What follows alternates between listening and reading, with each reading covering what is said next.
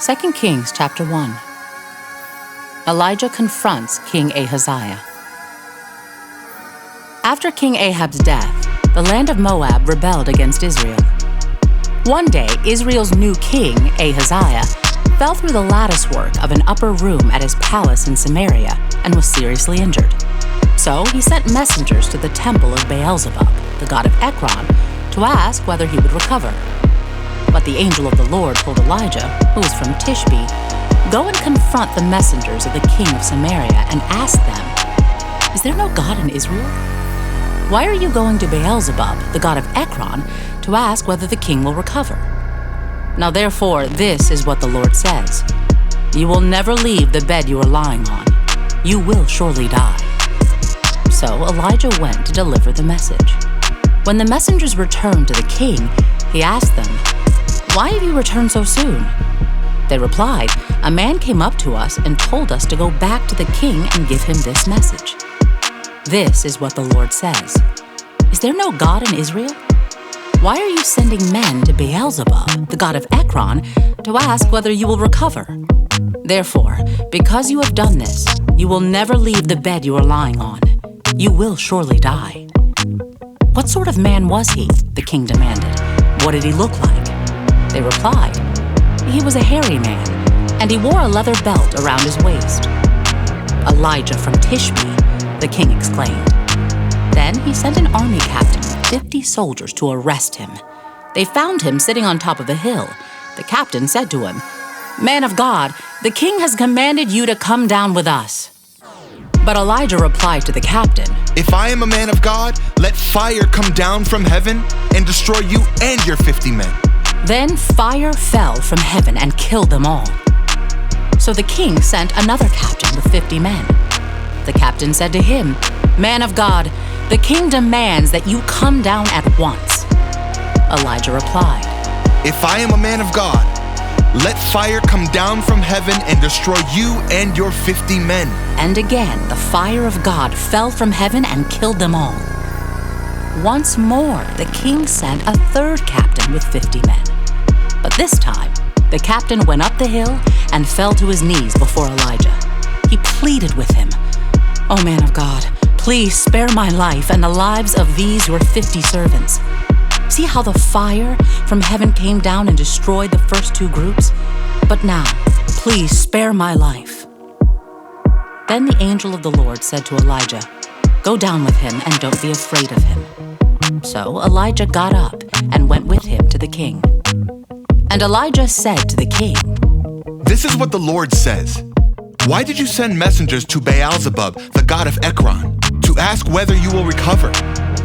Is there no God in Israel to answer your question? Therefore, because you've done this, you will never leave the bed you are lying on. You will surely die." So Ahaziah died, just as the Lord had promised through Elijah. Since Ahaziah did not have a son to succeed him, his brother Joram became the next king. This took place in the second year of the reign of Jehoram, son of Jehoshaphat, king of Judah. The rest of the events in Ahaziah's reign and everything he did are recorded in the book of the history of the kings of Israel.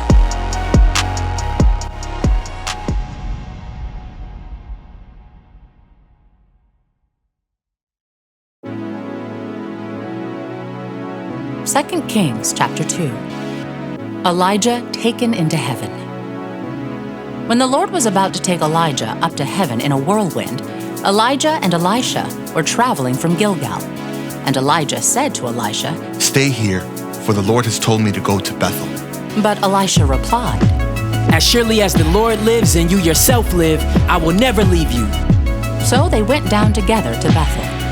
The group of prophets from Bethel came to Elisha and asked him, "Did you know that the Lord is going to take your master away from you today?" "Of course I know," Elisha answered. "but be quiet about it." Then Elijah said to Elisha, "Stay here, for the Lord has told me to go to Jericho." But Elisha replied again, "As surely as the Lord lives and you yourself live, I will never leave you." So they went on together to Jericho.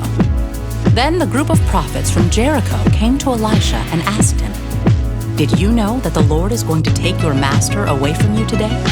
Of course I know, Elisha answered. but be quiet about it. Then Elijah said to Elisha, Stay here, for the Lord has told me to go to the Jordan River. but again Elisha replied, As surely as the Lord lives and you yourself live, I will never leave you. So they went on together. 50 men from the group of prophets also went and watched from a distance as Elijah and Elisha stopped beside the Jordan River. Then Elijah folded his cloak together and struck the water with it. The river divided, and the two of them went across on dry ground. When they came to the other side, Elijah said to Elisha, Tell me what I can do for you before I'm taken away. and Elisha replied, Please, let me inherit a double share of your spirit and become your successor. You have asked a difficult thing. Elijah replied. If you see me when I'm taken from you, then you will get your request. But if not, then you won't. As they were walking along and talking, suddenly a chariot of fire appeared, drawn by horses of fire. It drove between the two men, separating them, and Elijah was carried by a whirlwind into heaven. Elisha saw it and cried out, My father, my father! I see the chariots and charioteers of Israel. And as they disappeared from sight, Elisha tore his clothes in distress. Elisha picked up Elijah's cloak, which had fallen when he was taken up. Then Elisha returned to the bank of the Jordan River. He struck the water with Elijah's cloak and cried out, Where is the Lord, the God of Elijah? Then the river divided, and Elisha went across. When the group of prophets from Jericho saw from a distance what happened, they exclaimed, Elijah's spirit rests upon Elisha. And they went to meet him and bowed to the ground before him. Sir, they said, just say the word, and 50 of our strongest men will search the wilderness for your master. Perhaps the Spirit of the Lord has left him on some mountain or in some valley. No, Elisha said. don't send them. But they kept urging him until they shamed him into agreeing, and he finally said, All right, send them. So 50 men searched for 3 days, but did not find Elijah. Elisha was still at Jericho when they returned. Didn't I tell you not to go? He asked. Elisha's first miracles. One day, the leaders of the town of Jericho visited Elisha. We have a problem, my lord, they told him. This town is located in pleasant surroundings, as you can see, but the water is bad, and the land is unproductive. Elisha said, Bring me a new bowl with salt in it. So they brought it to him. Then he went out to the spring that supplied the town with water and threw the salt into it. And he said, This is what the Lord says. I have purified this water. It will no longer cause death or infertility. And the water has remained pure ever since, just as Elisha said. Elisha left Jericho and went up to Bethel. As he was walking along the road, a group of boys from the town began mocking and making fun of him. Go away, Baldy, they chanted. Go away, Baldy. Elisha turned around and looked at them, and he cursed them in the name of the Lord. Then 2 bears came out of the woods and mauled 42 of them. From there, Elisha went to Mount Carmel and finally returned to Samaria.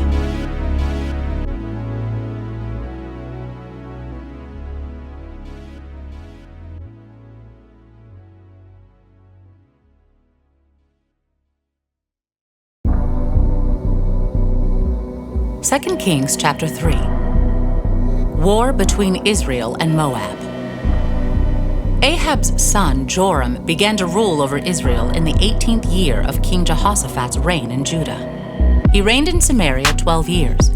He did what was evil in the Lord's sight, but not to the same extent as his father and mother. He at least tore down the sacred pillar of Baal that his father had set up. Nevertheless, he continued in the sins that Jeroboam, son of Nebat, had committed and led the people of Israel to commit. King Mesha of Moab was a sheep breeder. He used to pay the king of Israel an annual tribute of 100,000 lambs and the wool of 100,000 rams. But after Ahab's death, The king of Moab rebelled against the king of Israel. So King Joram promptly mustered the army of Israel and marched from Samaria. On the way, he sent this message to King Jehoshaphat of Judah. The king of Moab has rebelled against me. Will you join me in battle against him? And Jehoshaphat replied, Why, of course. You and I are as one. My troops are your troops, and my horses are your horses. Then Jehoshaphat asked, What route will we take? We will attack from the wilderness of Edom, Joram replied. The king of Edom and his troops joined them, and all three armies traveled along a roundabout route through the wilderness for 7 days. But there was no water for the men or their animals. What should we do? The king of Israel cried out. The Lord has brought the three of us here to let the king of Moab defeat us. But King Jehoshaphat of Judah asked, Is there no prophet of the Lord with us? If there is, we can ask the Lord what to do through him. One of King Joram's officers replied, Elisha, son of Shaphat, is here. He used to be Elijah's personal assistant. Jehoshaphat said, Yes, the Lord speaks through him. So the king of Israel, King Jehoshaphat of Judah, and the king of Edom went to consult with Elisha. Why are you coming to me? Elisha asked the king of Israel. Go to the pagan prophets of your father and mother. But King Joram of Israel said, No, for it was the Lord who called us three kings here, only to be defeated by the king of Moab. Elisha replied, As surely as the Lord Almighty lives, whom I serve, I wouldn't even bother with you except for my respect for King Jehoshaphat of Judah. Now bring me someone who can play the harp. While the harp was being played, the power of the Lord came upon Elisha, and he said, This is what the Lord says. This dry valley will be filled with pools of water. You will see neither wind nor rain, says the Lord, but this valley will be filled with water. You will have plenty for yourselves and your cattle and other animals. But this is only a simple thing for the Lord, for he will make you victorious over the army of Moab. You will conquer the best of their towns, even the fortified ones. You will cut down all their good trees, stop up all their springs, and ruin all their good land with stones. The next day, at about the time when the morning sacrifice was offered, water suddenly appeared. It was flowing from the direction of Edom, and soon there was water everywhere. Meanwhile, when the people of Moab heard about the three armies marching against them, they mobilized every man who was old enough to strap on a sword, and they stationed themselves along their border. But when they got up the next morning, the sun was shining across the water, making it appear red to the Moabites like blood. It's blood, the Moabites exclaimed. The three armies must have attacked and killed each other. Let's go, men of Moab, and collect the plunder. But when the Moabites arrived at the Israelite camp, the army of Israel rushed out and attacked them until they turned and ran. The army of Israel chased them into the land of Moab, destroying everything as they went. They destroyed the towns, covered their good land with stones, stopped up all the springs, and cut down all the good trees. Finally, only Kir Hareseth and its stone walls were left, but men with slings surrounded and attacked it. When the king of Moab saw that he was losing the battle, he led 700 of his swordsmen in a desperate attempt to break through the enemy lines near the king of Edom, but they failed.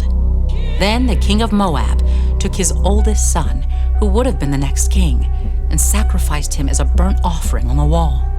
So there was great anger against Israel, and the Israelites withdrew and returned to their own land.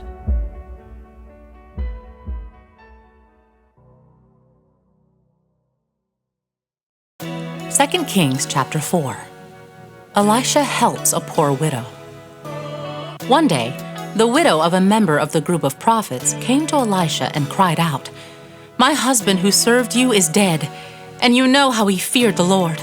But now a creditor has come threatening to take my 2 sons as slaves." What can I do to help you? Elisha asked. Tell me, what do you have in the house? "Nothing at all except a flask of olive oil," she replied. And Elisha said, Borrow as many empty jars as you can from your friends and neighbors. Then go into your house with your sons and shut the door behind you. Pour olive oil from your flask into the jars, setting each one aside when it is filled. So she did as she was told. Her sons kept bringing jars to her, and she filled one after another. Soon every container was full to the brim. "Bring me another jar," she said to one of her sons. "There aren't any more," he told her. And then the olive oil stopped flowing. When she told the man of God what had happened, he said to her, "Now sell the olive oil and pay your debts, and you and your sons can live on what is left over." Elisha and the woman from Shunem. One day, Elisha went to the town of Shunem. A wealthy woman lived there, and she urged him to come to her home for a meal. After that, whenever he passed that way, he would stop there for something to eat. She said to her husband, "I am sure this man who stops in from time to time is a holy man of God. Let's build a small room for him on the roof and furnish it with a bed, a table, a chair, and a lamp. Then he will have a place to stay whenever he comes by." One day, Elisha returned to Shunem, and he went up to this upper room to rest. He said to his servant Gehazi, "Tell the woman from Shunem I want to speak to her." When she appeared, Elisha said to Gehazi, "Tell her, we appreciate the kind concern you have shown us. What can we do for you? Can we put in a good word for you to the king or to the commander of the army?" "No," she replied. "My family takes good care of me."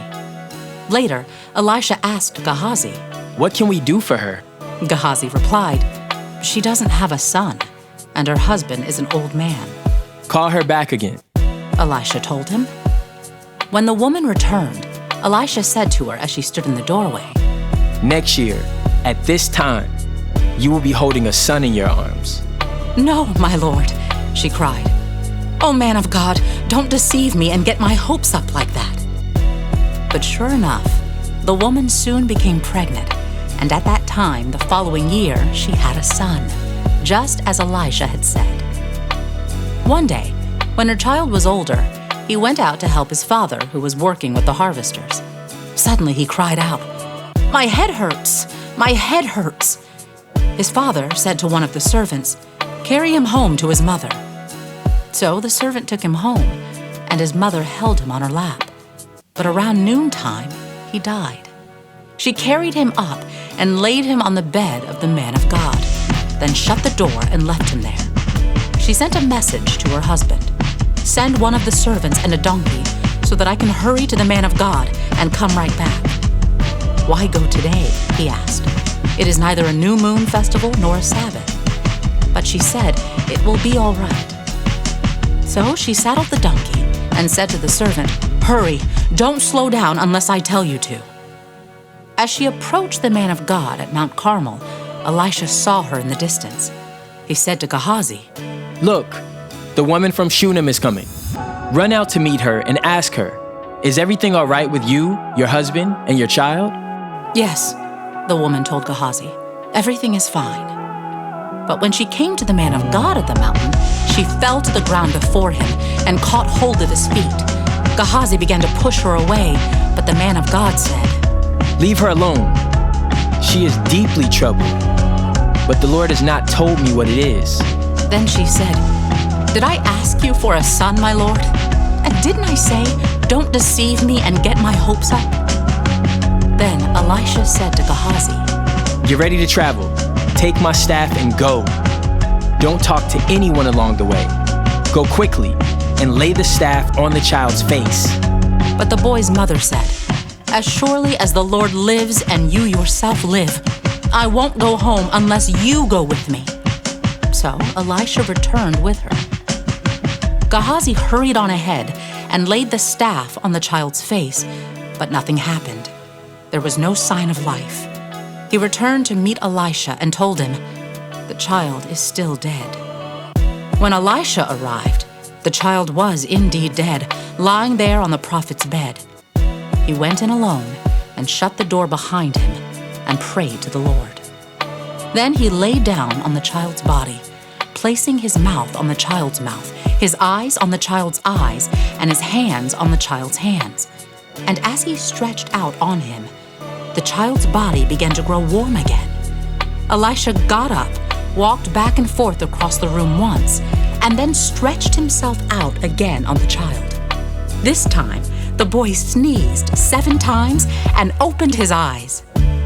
Then Elisha summoned Gehazi. Call the child's mother, he said.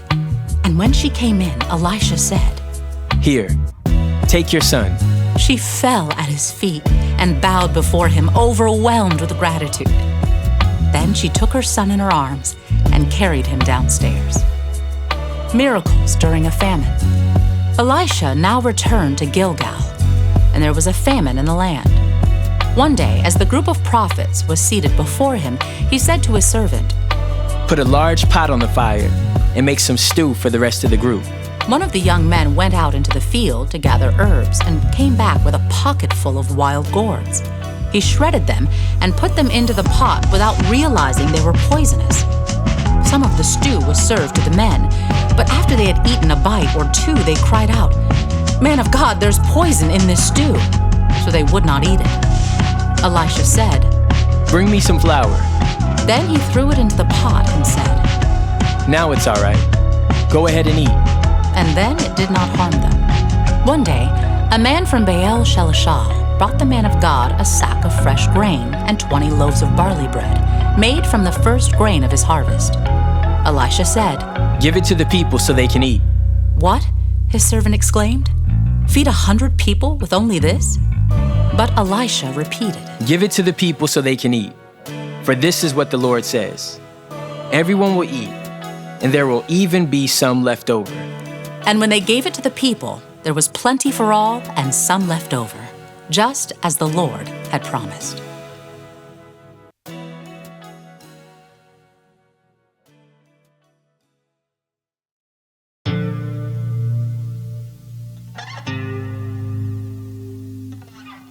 Second Kings chapter 5. The healing of Naaman. The king of Aram had great admiration for Naaman, the commander of his army, because through him the Lord had given Aram great victories. But though Naaman was a mighty warrior, he suffered from leprosy. At this time, Aramean raiders had invaded the land of Israel, and among their captives was a young girl who had been given to Naaman's wife as a maid. One day, the girl said to her mistress, I wish my master would go to see the prophet in Samaria. He would heal him of his leprosy. So Naaman told the king what the young girl from Israel had said. Go and visit the prophet, the king of Aram told him. I will send a letter of introduction for you to take to the king of Israel. So Naaman started out, carrying as gifts 750 pounds of silver, 150 pounds of gold, and 10 sets of clothing. The letter to the king of Israel said, With this letter I present my servant Naaman. I want you to heal him of his leprosy. When the king of Israel read the letter, he tore his clothes in dismay and said, Am I God that I can give life and take it away? Why is this man asking me to heal someone with leprosy? I can see that he's just trying to pick a fight with me. But when Elisha, the man of God, heard that the king of Israel had torn his clothes in dismay, he sent this message to him. Why are you so upset? Send Naaman to me, and he will learn that there is a true prophet here in Israel.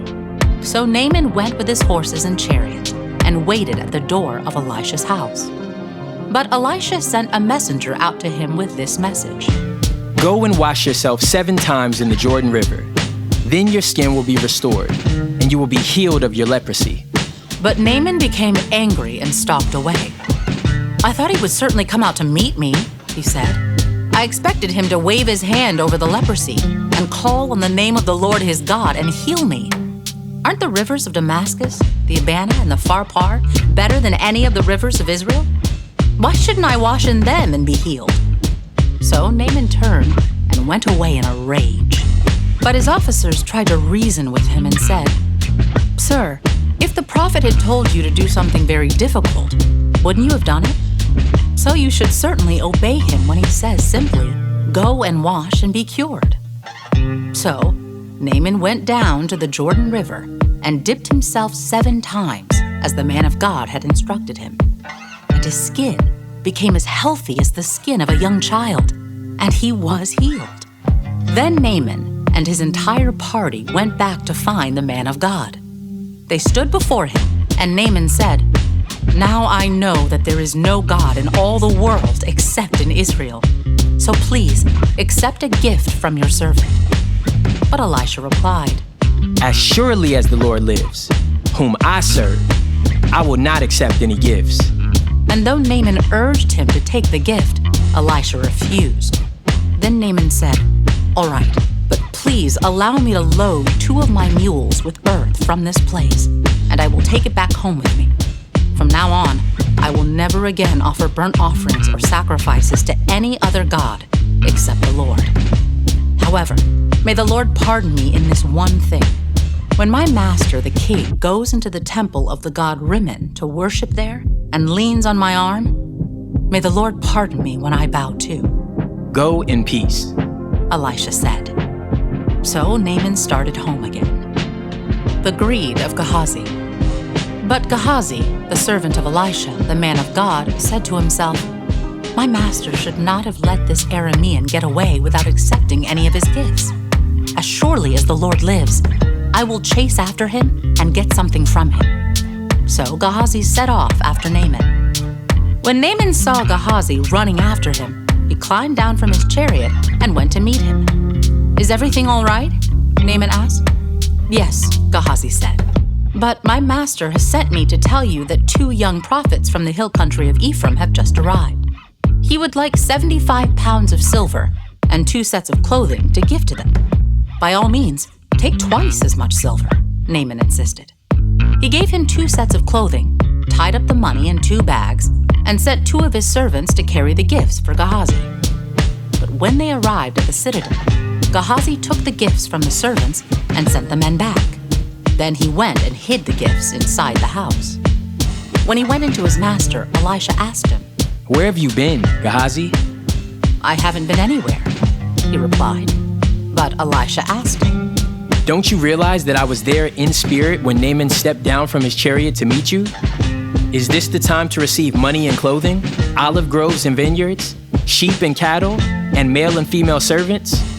Because you have done this, you and your descendants will suffer from Naaman's leprosy forever. When Gehazi left the room, he was covered with leprosy.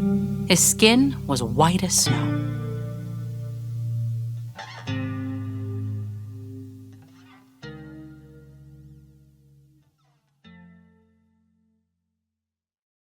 Second Kings chapter 6.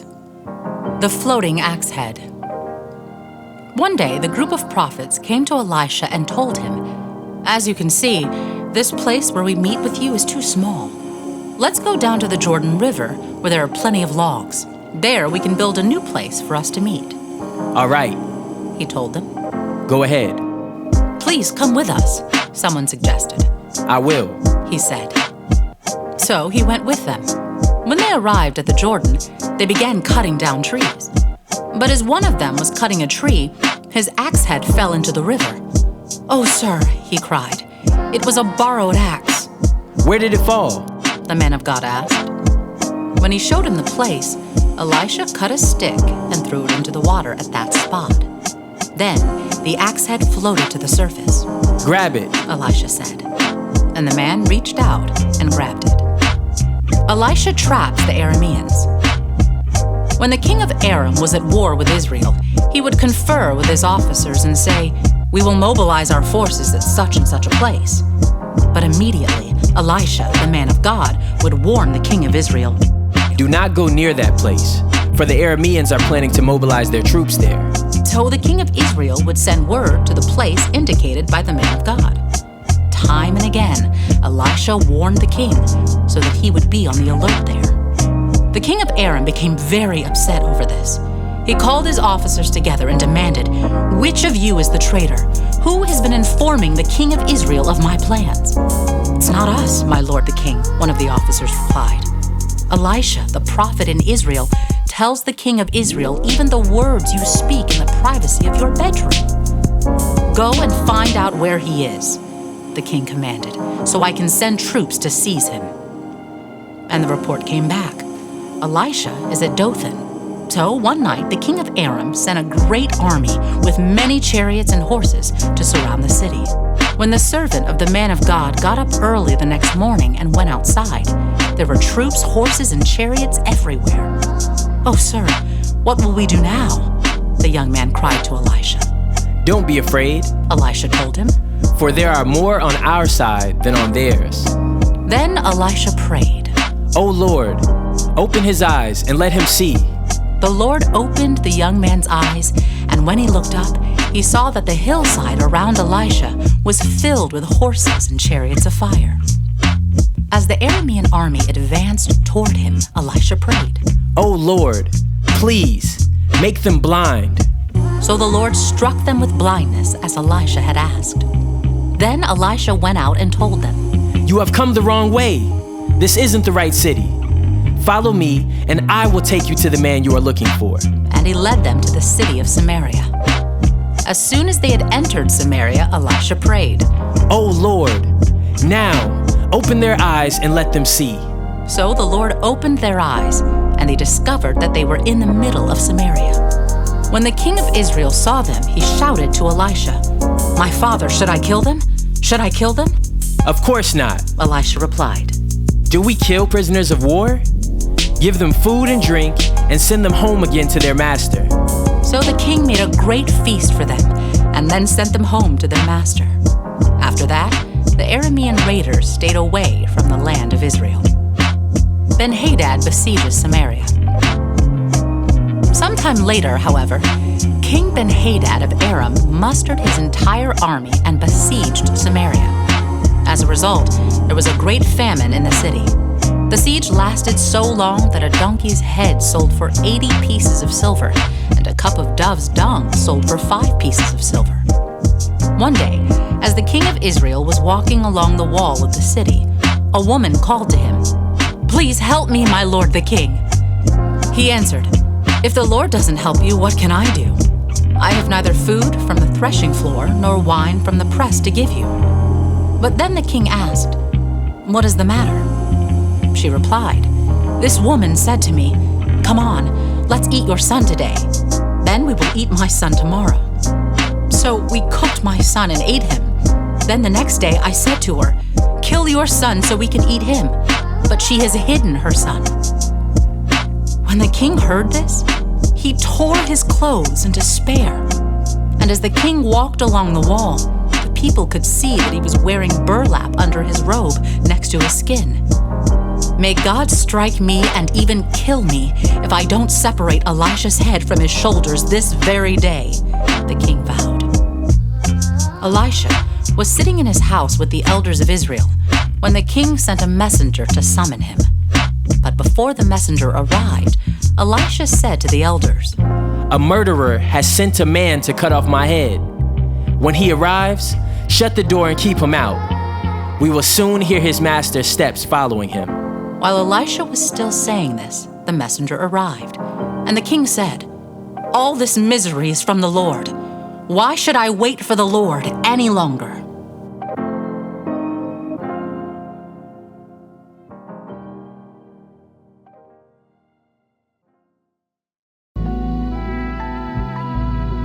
Second Kings chapter 7. Elisha replied, "Listen to this message from the Lord. This is what the Lord says. By this time tomorrow, in the markets of Samaria, 6 quarts of choice flour will cost only 1 piece of silver, and 12 quarts of barley grain will cost only 1 piece of silver."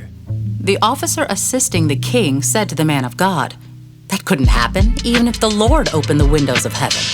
But Elisha replied, "You will see it happen with your own eyes, but you won't be able to eat any of it." Outcasts visit the enemy camp. Now there were 4 men with leprosy sitting at the entrance of the city gates. "Why should we sit here waiting to die?" they asked each other. "We will starve if we stay here, but with the famine in the city, we will starve if we go back there. So we might as well go out and surrender to the Aramean army. If they let us live, so much the better. But if they kill us, we would have died anyway." So at twilight they set out for the camp of the Arameans. But when they came to the edge of the camp, no one was there. For the Lord had caused the Aramean army to hear the clatter of speeding chariots and the galloping of horses and the sounds of a great army approaching. "The king of Israel has hired the Hittites and Egyptians to attack us," they cried to one another. So they panicked and ran into the night, abandoning their tents, horses, donkeys, and everything else as they fled for their lives. When the men with leprosy arrived at the edge of the camp, they went into one tent after another, eating and drinking wine, and they carried off silver and gold and clothing and hid it. Finally, they said to each other, "This is not right. This is a day of good news, and we aren't sharing it with anyone. If we wait until morning, some calamity will certainly fall upon us. Come on, let's go back and tell the people at the palace." So they went back to the city and told the gatekeepers what had happened. "We went out to the Aramean camp," they said, "and no one was there. The horses and donkeys were tethered and the tents were all in order. There wasn't a single person around." Then the gatekeepers shouted the news to the people in the palace. Israel plunders the camp. The king got out of bed in the middle of the night and told his officers, "I know what has happened.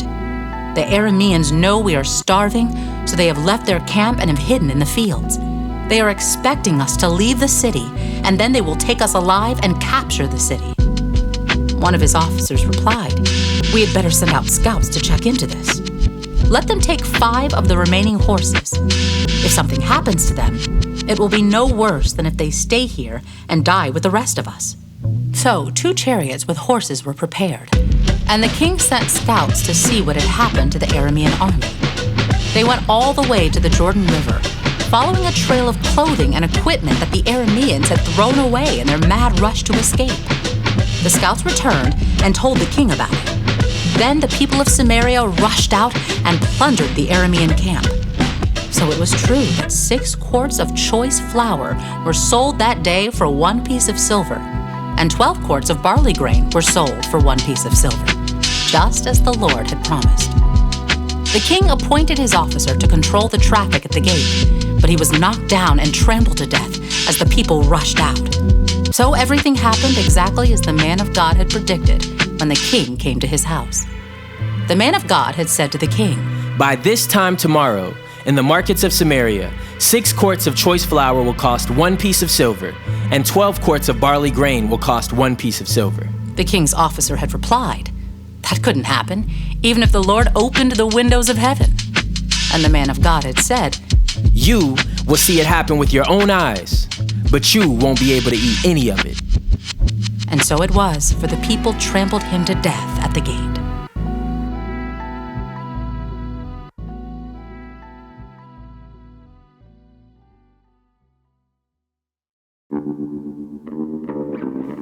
Second Kings chapter 8. The woman from Shunem returns home. Elisha had told the woman whose son he had brought back to life, "Take your family and move to some other place, for the Lord has called for a famine on Israel that will last for 7 years. So the woman did as the man of God instructed. She took her family and settled in the land of the Philistines for 7 years. After the famine ended, she returned from the land of the Philistines, and she went to see the king about getting back her house and land. As she came in, the king was talking with Gehazi, the servant of the man of God. The king had just said, "Tell me some stories about the great things Elisha has done." And Gehazi was telling the king about the time Elisha had brought a boy back to life. At that very moment, the mother of the boy walked in to make her appeal to the king about her house and land. "Look, my lord the king," Gehazi exclaimed. "Here is the woman now, and this is her son, the very one Elisha brought back to life." "Is this true?" the king asked her. And she told him the story. So he directed one of his officials to see that everything she had lost was restored to her, including the value of any crops that had been harvested during her absence. Hazael murders Ben-Hadad. Elisha went to Damascus, the capital of Aram, where King Ben-Hadad lay sick. When someone told the king that the man of God had come, the king said to Hazael, "Take a gift to the man of God, then tell him to ask the Lord, 'Will I recover from this illness?'" So Hazael loaded down 40 camels with the finest products of Damascus as a gift for Elisha. He went to him and said, "Your servant Ben-Hadad, the king of Aram, has sent me to ask, 'Will I recover from this illness?'" And Elisha replied, "Go and tell him you will surely recover. But actually, the Lord has shown me that he will surely die." Elisha stared at Hazael with a fixed gaze until Hazael became uneasy. Then the man of God started weeping. "What's the matter, my lord?" Hazael asked him. Elisha replied, I know the terrible things you would do to the people of Israel. You will burn their fortified cities, kill their young men with the sword, dash their little children to the ground, and rip open their pregnant women. Hazael responded, "How could a nobody like me ever accomplish such great things?" Elisha answered, The Lord has shown me that you are going to be the king of Aram. When Hazael left Elisha and went back, the king asked him, "What did Elisha tell you?" And Hazael replied, "He told me that you will surely recover." But the next day, Hazael took a blanket, soaked it in water, and held it over the king's face until he died. Then Hazael became the next king of Aram. Jehoram rules in Judah.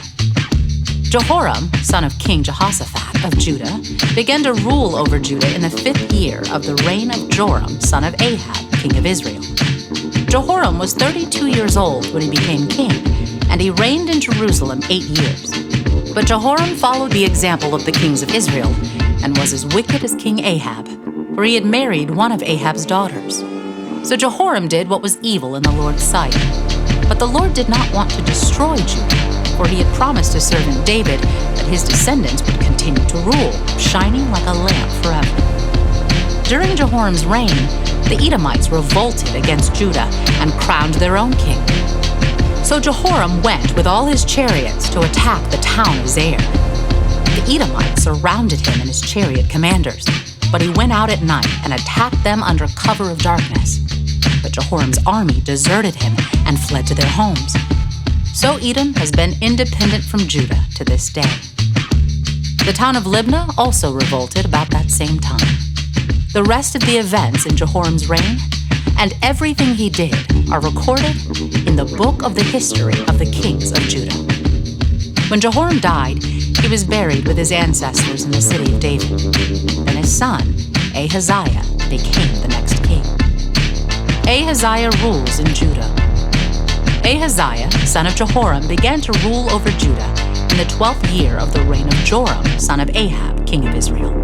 Ahaziah was 22 years old when he became king, and he reigned in Jerusalem 1 year. His mother was Athaliah, a granddaughter of King Omri of Israel. Ahaziah followed the evil example of King Ahab's family. He did what was evil in the Lord's sight, just as Ahab's family had done, for he was related by marriage to the family of Ahab. Ahaziah joined Joram, son of Ahab, in his war against King Hazael of Aram at Ramoth-Gilead. When the Arameans wounded King Joram in the battle, he returned to Jezreel to recover from the wounds he had received at Ramoth. Because Joram was wounded, King Ahaziah of Judah went to Jezreel to visit him.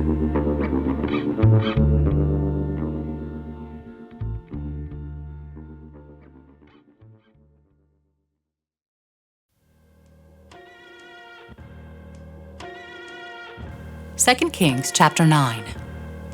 Jehu anointed king of Israel. Meanwhile, Elisha the prophet had summoned a member of the group of prophets. Get ready to travel, He told him, and take this flask of olive oil with you. Go to Ramoth-Gilead and find Jehu, son of Jehoshaphat, son of Nimshi.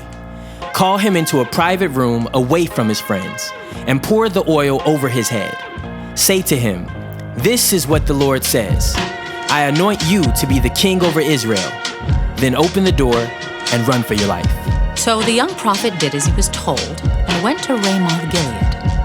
When he arrived there, he found Jehu sitting around with the other army officers. "I have a message for you, commander," he said. "For which one of us?" Jehu asked. "For you, commander," he replied. So Jehu left the others and went into the house. Then the young prophet poured the oil over Jehu's head and said, "This is what the Lord, the God of Israel, says. I anoint you king over the Lord's people, Israel. You are to destroy the family of Ahab, your master. In this way, I will avenge the murder of my prophets and all the Lord's servants who were killed by Jezebel. The entire family of Ahab must be wiped out. I will destroy every one of his male descendants, slave and free alike, anywhere in Israel. I will destroy the family of Ahab as I destroyed the families of Jeroboam, son of Nebat, and of Baasha, son of Ahijah. Dogs will eat Ahab's wife Jezebel at the plot of land in Jezreel, and no one will bury her. Then the young prophet opened the door and ran. Jehu went back to his fellow officers, and one of them asked him, "What did that madman want? Is everything all right?" "You know how a man like that babbles on," Jehu replied. "You're hiding something," they said. "Tell us." So Jehu told them. He said to me, "This is what the Lord says. I have anointed you to be king over Israel." Then they quickly spread out their cloaks on the bare steps and blew the ram's horn, shouting, "Jehu is king." Jehu kills Joram and Ahaziah. So Jehu, son of Jehoshaphat, son of Nimshi, led a conspiracy against King Joram. Now Joram had been with the army at Ramoth-Gilead defending Israel against the forces of King Hazael of Aram. But King Joram was wounded in the fighting and returned to Jezreel to recover from his wounds. So Jehu told the men with him, "If you want me to be king, don't let anyone leave town and go to Jezreel to report what we have done." Then Jehu got into a chariot and rode to Jezreel to find King Joram, who was lying there wounded. King Ahaziah of Judah was there too, for he had gone to visit him. The watchman on the tower of Jezreel saw Jehu and his company approaching, so he shouted to Joram, "I see a company of troops coming. Send out a rider to ask if they are coming in peace," King Joram ordered. So a horseman went out to meet Jehu and said, "The king wants to know if you are coming in peace." Jehu replied, "What do you know about peace? Fall in behind me." The watchman called out to the king, "The messenger has met them, but he's not returning." So the king sent out a second horseman. He rode up to them and said, "The king wants to know if you come in peace." Again Jehu answered, "What do you know about peace? Fall in behind me." The watchman exclaimed, "The messenger has met them, but he isn't returning either. It must be Jehu, son of Nimshi, for he's driving like a madman." "Quick, get my chariot ready," King Joram commanded. Then King Joram of Israel and King Ahaziah of Judah rode out in their chariots to meet Jehu. They met him at the plot of land that had belonged to Naboth of Jezreel. King Joram demanded, "Do you come in peace, Jehu?" Jehu replied, "How can there be peace as long as the idolatry and witchcraft of your mother Jezebel are all around us?" Then King Joram turned the horses around and fled, shouting to King Ahaziah, "Treason, Ahaziah!" But Jehu drew his bow and shot Joram between the shoulders. The arrow pierced his heart, and he sank down dead in his chariot. Jehu said to Bidkar, his officer, "Throw him into the plot of land that belonged to Naboth of Jezreel. Do you remember when you and I were riding along behind his father Ahab? The Lord pronounced this message against him. I solemnly swear that I will repay him here on this plot of land, says the Lord, for the murder of Naboth and his sons that I saw yesterday. So throw him out on Naboth's property, just as the Lord said." When King Ahaziah of Judah saw what was happening, he fled along the road to Beth-Hagen. Jehu rode after him, shouting, "Shoot him too!" So they shot Ahaziah in his chariot at the ascent of Gur, near Ibleam. He was able to go on as far as Megiddo, but he died there. His servants took him by chariot to Jerusalem, where they buried him with his ancestors in the city of David. Ahaziah had become king over Judah in the 11th year of the reign of Joram, son of Ahab. The death of Jezebel. When Jezebel, the queen mother, heard that Jehu had come to Jezreel, she painted her eyelids and fixed her hair and sat at a window.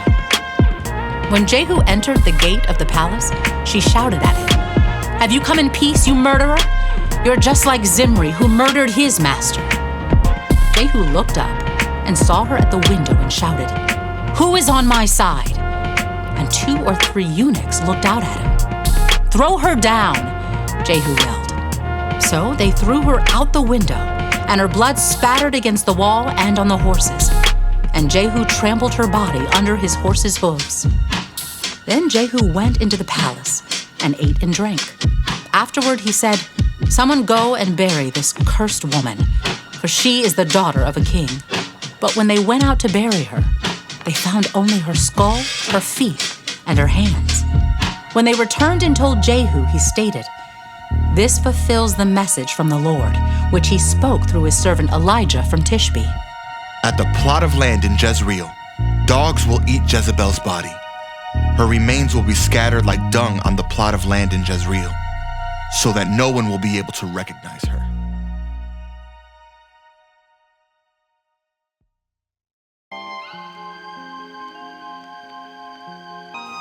Second Kings chapter 10. Jehu kills Ahab's family. Ahab had 70 sons living in the city of Samaria.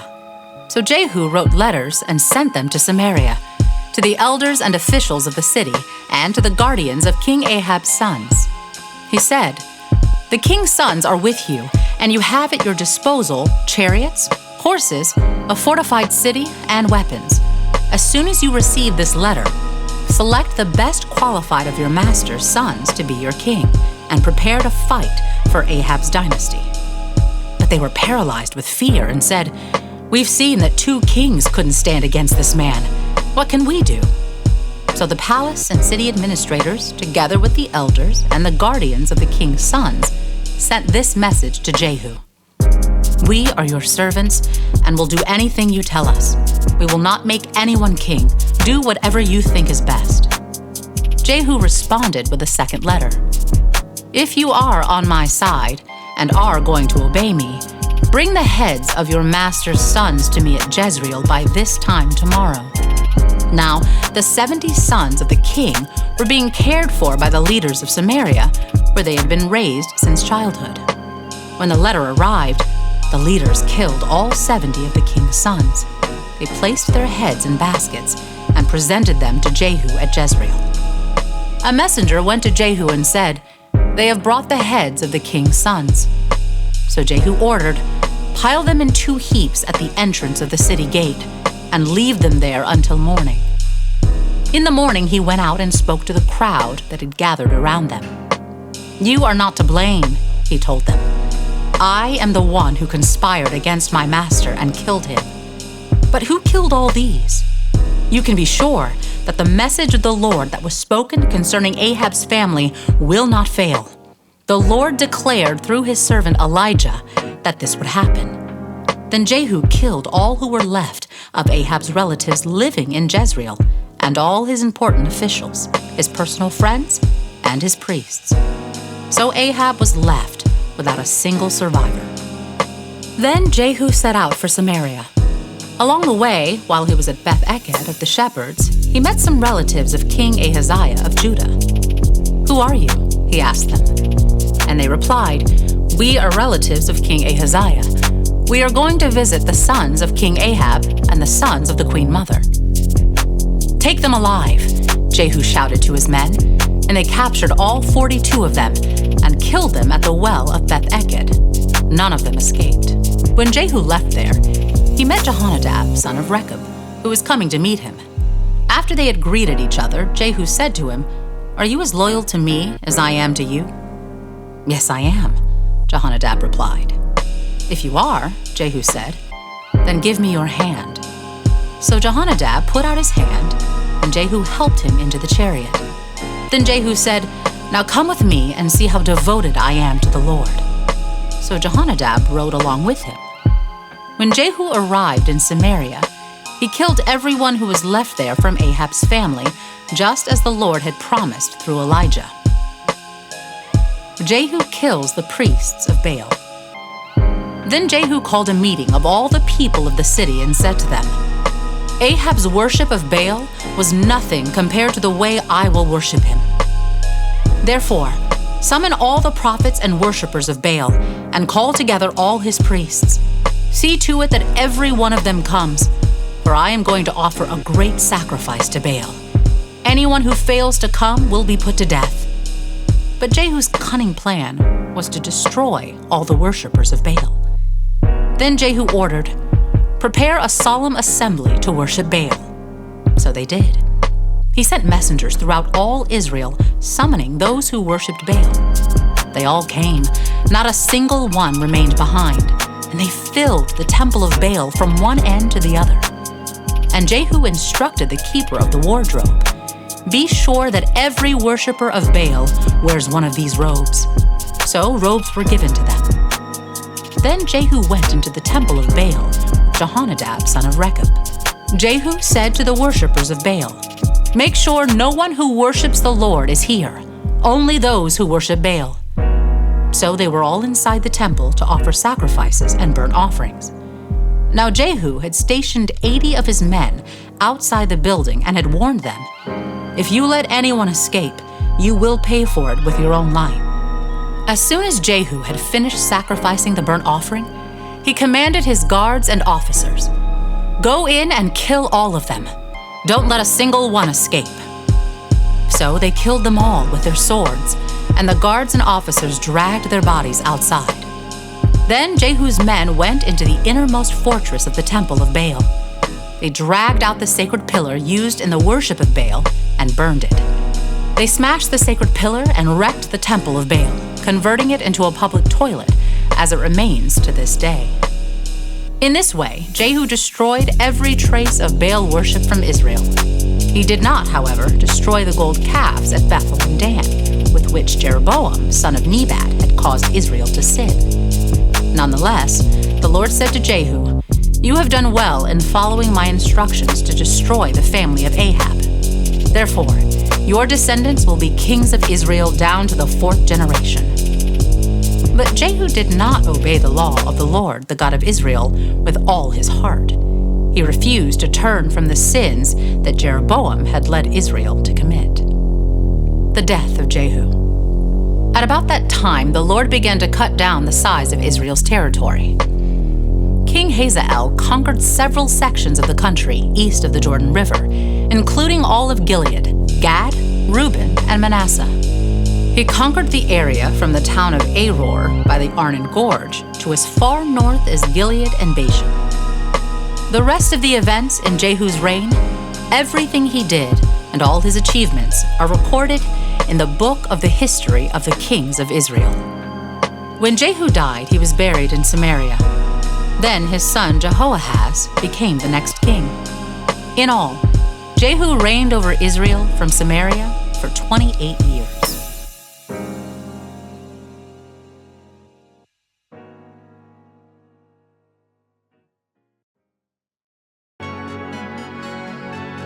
Second Kings chapter 11. Queen Athaliah rules in Judah. When Athaliah, the mother of King Ahaziah of Judah, learned that her son was dead, she began to destroy the rest of the royal family.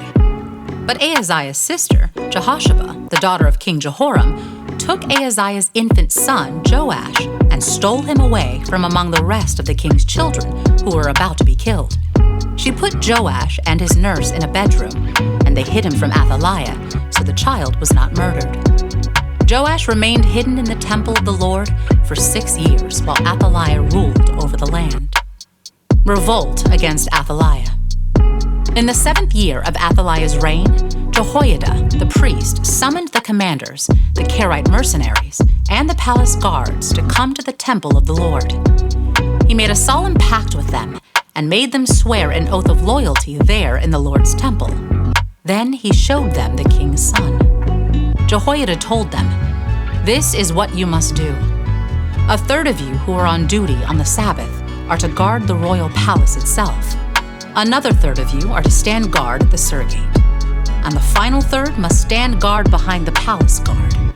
These 3 groups will all guard the palace. The other 2 units who are off duty on the Sabbath must stand guard for the king at the Lord's temple. Form a bodyguard around the king and keep your weapons in hand. Kill anyone who tries to break through. Stay with the king wherever he goes." So the commanders did everything as Jehoiada the priest ordered. The commanders took charge of the men reporting for duty that Sabbath, as well as those who were going off duty. They brought them all to Jehoiada the priest, and he supplied them with the spears and small shields that had once belonged to King David and were stored in the temple of the Lord. The palace guards stationed themselves around the king with their weapons ready. They formed a line from the south side of the temple around to the north side and all around the altar. Then Jehoiada brought out Joash, the king's son, placed the crown on his head, and presented him with a copy of God's laws. They anointed him and proclaimed him king, and everyone clapped their hands and shouted, "Long live the king!" The death of Athaliah. When Athaliah heard the noise made by the palace guards and the people, she hurried to the Lord's temple to see what was happening. When she arrived, she saw the newly crowned king standing in his place of authority by the pillar, as was the custom at times of coronation. The commanders and trumpeters were surrounding him, and people from all over the land were rejoicing and blowing trumpets. When Athaliah saw all this, she tore her clothes in despair and shouted, "Treason! Treason!" Then Jehoiada the priest ordered the commanders who were in charge of the troops, "Take her to the soldiers in front of the temple and kill anyone who tries to rescue her." For the priest had said, "She must not be killed in the temple of the Lord." So they seized her and led her out to the gate where horses enter the palace grounds, and she was killed there. Jehoiada's religious reforms. Then Jehoiada made a covenant between the Lord and the king and the people that they would be the Lord's people. He also made a covenant between the king and the people. And all the people of the land went over to the temple of Baal and tore it down. They demolished the altars and smashed the idols to pieces, and they killed Matan, the priest of Baal, in front of the altars. Jehoiada the priest stationed guards at the temple of the Lord. Then the commanders, the Karaite mercenaries, the palace guards, and all the people of the land escorted the king from the temple of the Lord. They went through the gate of the guards and into the palace, and the king took his seat on the royal throne. So all the people of the land rejoiced, and the city was peaceful because Athaliah had been killed at the king's palace. Joash was 7 years old when he became king.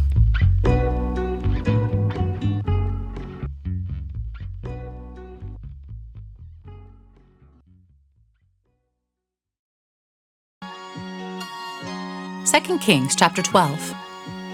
Joash repairs the temple. Joash began to rule over Judah in the 7th year of King Jehu's reign in Israel. He reigned in Jerusalem 40 years. His mother was Abiah from Beersheba.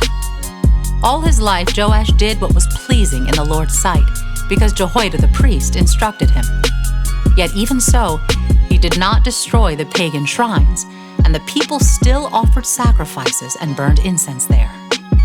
One day, King Joash said to the priests, "Collect all the money brought as a sacred offering to the Lord's temple, whether it is a regular assessment, a payment of vows, or a voluntary gift. Let the priests take some of that money to pay for whatever repairs are needed at the temple." But by the 23rd year of Joash's reign, the priests still had not repaired the temple. So King Joash called for Jehoiada and the other priests and asked them, "Why haven't you repaired the temple? Don't use any more money for your own needs. From now on, it must all be spent on temple repairs." So the priests agreed not to accept any more money from the people, and they also agreed to let others take responsibility for repairing the temple. Then Jehoiada the priest bored a hole in the lid of a large chest and set it on the right-hand side of the altar at the entrance of the temple of the Lord. The priests, guarding the entrance, put all of the people's contributions into the chest. Whenever the chest became full, the court secretary and the high priest counted the money that had been brought to the Lord's temple and put it into bags. Then they gave the money to the construction supervisors, who used it to pay the people working on the Lord's temple: the carpenters, the builders, the masons, and the stonecutters. They also used the money to buy the timber and the finished stone needed for repairing the Lord's temple, and they paid any other expenses related to the temple's restoration. The money brought to the temple was not used for making silver bowls, lamp snuffers, basins, trumpets, or other articles of gold or silver for the temple of the Lord. It was paid to the workmen who used it for the temple repairs. No accounting of this money was required from the construction supervisors because they were honest and trustworthy men. However, the money that was contributed for guilt offerings and sin offerings was not brought into the Lord's temple. It was given to the priests for their own use. The end of Joash's reign. About this time, King Hazael of Aram went to war against Gath and captured it. Then he turned to attack Jerusalem. King Joash collected all the sacred objects that Jehoshaphat, Jehoram, and Ahaziah, the previous kings of Judah, had dedicated, along with what he himself had dedicated. He sent them all to Hazael, along with all the gold in the treasuries of the Lord's temple and the royal palace. So Hazael called off his attack on Jerusalem. The rest of the events in Joash's reign and everything he did are recorded in the book of the history of the kings of Judah. Joash's officers plotted against him and assassinated him at Beth Millo on the road to Silla. The assassins were Jozachar, son of Shimeath, and Jehozabad, son of Shomer, both trusted advisors. Joash was buried with his ancestors in the city of David. Then his son, Amaziah, became the next king.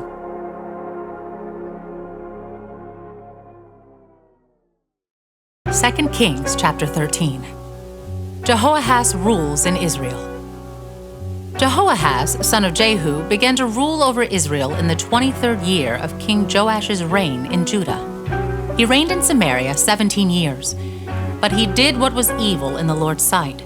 He followed the example of Jeroboam, son of Nebat, continuing the sins that Jeroboam had led Israel to commit. So the Lord was very angry with Israel, and he allowed King Hazael of Aram and his son Ben-Hadad to defeat them repeatedly. Then Jehoahaz prayed for the Lord's help, and the Lord heard his prayer, for he could see how severely the king of Aram was oppressing Israel. So the Lord provided someone to rescue the Israelites from the tyranny of the Arameans. Then Israel lived in safety again as they had in former days. But they continued to sin, following the evil example of Jeroboam. They also allowed the Asherah pole in Samaria to remain standing. Finally, Jehoahaz's army was reduced to 50 charioteers, 10 chariots, and 10,000 foot soldiers. The king of Aram had killed the others, trampling them like dust under his feet. The rest of the events in Jehoahaz's reign, everything he did and the extent of his power, are recorded in the book of the history of the kings of Israel. When Jehoahaz died, he was buried in Samaria. Then his son Jehoash became the next king. Jehoash rules in Israel. Jehoash, son of Jehoahaz, began to rule over Israel in the 37th year of King Joash's reign in Judah. He reigned in Samaria 16 years, but he did what was evil in the Lord's sight. He refused to turn from the sins that Jeroboam, son of Nebat, had led Israel to commit. The rest of the events in Jehoash's reign and everything he did, including the extent of his power and his war with King Amaziah of Judah, are recorded in the book of the history of the kings of Israel. When Jehoash died, he was buried in Samaria with the kings of Israel. Then his son Jeroboam II became the next king. Elisha's final prophecy. When Elisha was in his last illness, King Jehoash of Israel visited him and wept over him. My father, I see the chariots and charioteers of Israel," he cried. Elisha told him, "Get a bow and some arrows." And the king did as he was told. Elisha told him, "Put your hand on the bow." And Elisha laid his own hands on the king's hands. Then he commanded, "Open that eastern window." And he opened it. Then he said, "Shoot." So he shot an arrow. Elisha proclaimed, "This is the Lord's arrow, an arrow of victory over Aram, for you will completely conquer the Arameans at Aphek." Then he said, "Now pick up the other arrows and strike them against the ground."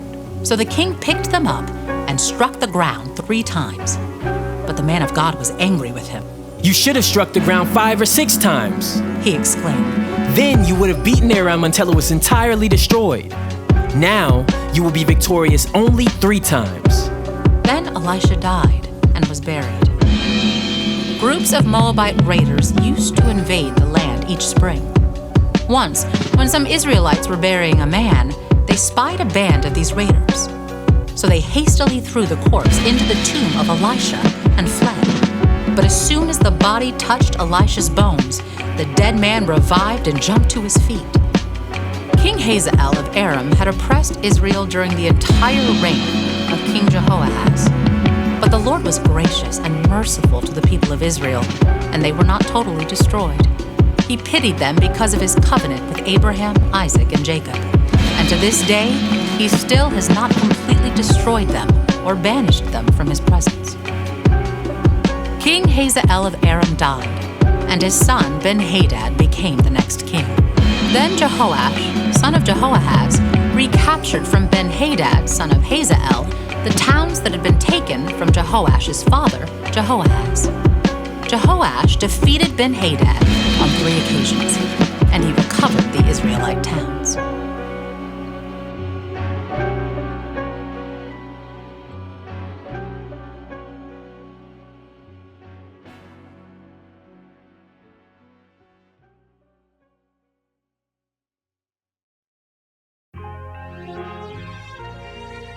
Second Kings chapter 14. Amaziah rules in Judah. Amaziah, son of Joash, began to rule over Judah in the 2nd year of the reign of King Jehoash of Israel. Amaziah was 25 years old when he became king, and he reigned in Jerusalem 29 years. His mother was Jehoaddan from Jerusalem. Amaziah did what was pleasing in the Lord's sight, but not like his ancestor David. Instead, he followed the example of his father Joash. Amaziah did not destroy the pagan shrines, and the people still offered sacrifices and burned incense there. When Amaziah was well established as king, he executed the officials who had assassinated his father. However, he did not kill the children of the assassins, for he obeyed the command of the Lord as written by Moses in the book of the law. Parents must not be put to death for the sins of their children, nor children for the sins of their parents. Those deserving to die must be put to death for their own crimes. Amaziah also killed 10,000 Edomites in the Valley of Salt. He also conquered Selah and changed its name to Joktheel, as it is called to this day. One day, Amaziah sent messengers with this challenge to Israel's king Jehoash, the son of Jehoahaz and grandson of Jehu: "Come and meet me in battle." But King Jehoash of Israel replied to King Amaziah of Judah with this story. Out in the Lebanon mountains, a thistle sent a message to a mighty cedar tree: "Give your daughter in marriage to my son." But just then, a wild animal of Lebanon came by and stepped on the thistle, crushing it. "You have indeed defeated Edom, and you are proud of it. But be content with your victory and stay at home. Why stir up trouble that will only bring disaster on you and the people of Judah?" But Amaziah refused to listen. So King Jehoash of Israel mobilized his army against King Amaziah of Judah. The 2 armies drew up their battle lines at Beth-Shemesh in Judah. Judah was routed by the army of Israel, and its army scattered and fled for home. King Jehoash of Israel captured Judah's king, Amaziah, son of Joash, and grandson of Ahaziah at Beth-Shemesh. Then he marched to Jerusalem, where he demolished 600 feet of Jerusalem's wall, from the Ephraim gate to the corner gate. He carried off all the gold and silver and all the articles from the temple of the Lord. He also seized the treasures from the royal palace along with hostages, and then returned to Samaria. The rest of the events in Jehoash's reign and everything he did, including the extent of his power and his war with King Amaziah of Judah, are recorded in the book of the history of the kings of Israel. When Jehoash died, he was buried in Samaria with the kings of Israel, and his son Jeroboam II became the next king. King Amaziah of Judah lived for 15 years after the death of King Jehoash of Israel.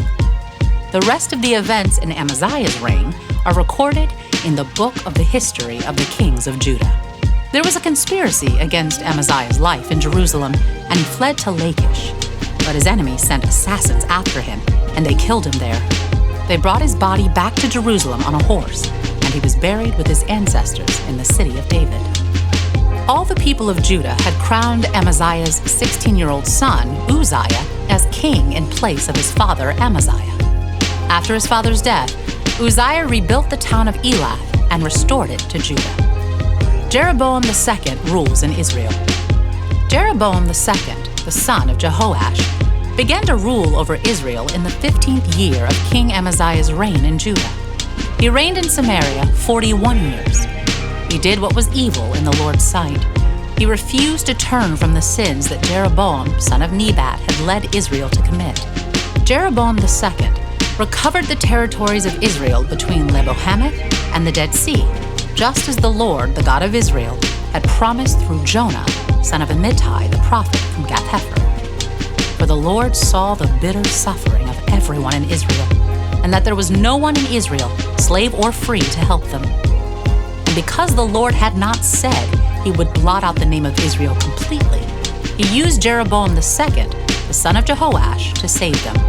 The rest of the events in the reign of Jeroboam II and everything he did, including the extent of his power, his wars, and how he recovered for Israel both Damascus and Hamath, which had belonged to Judah, are recorded in the book of the history of the kings of Israel.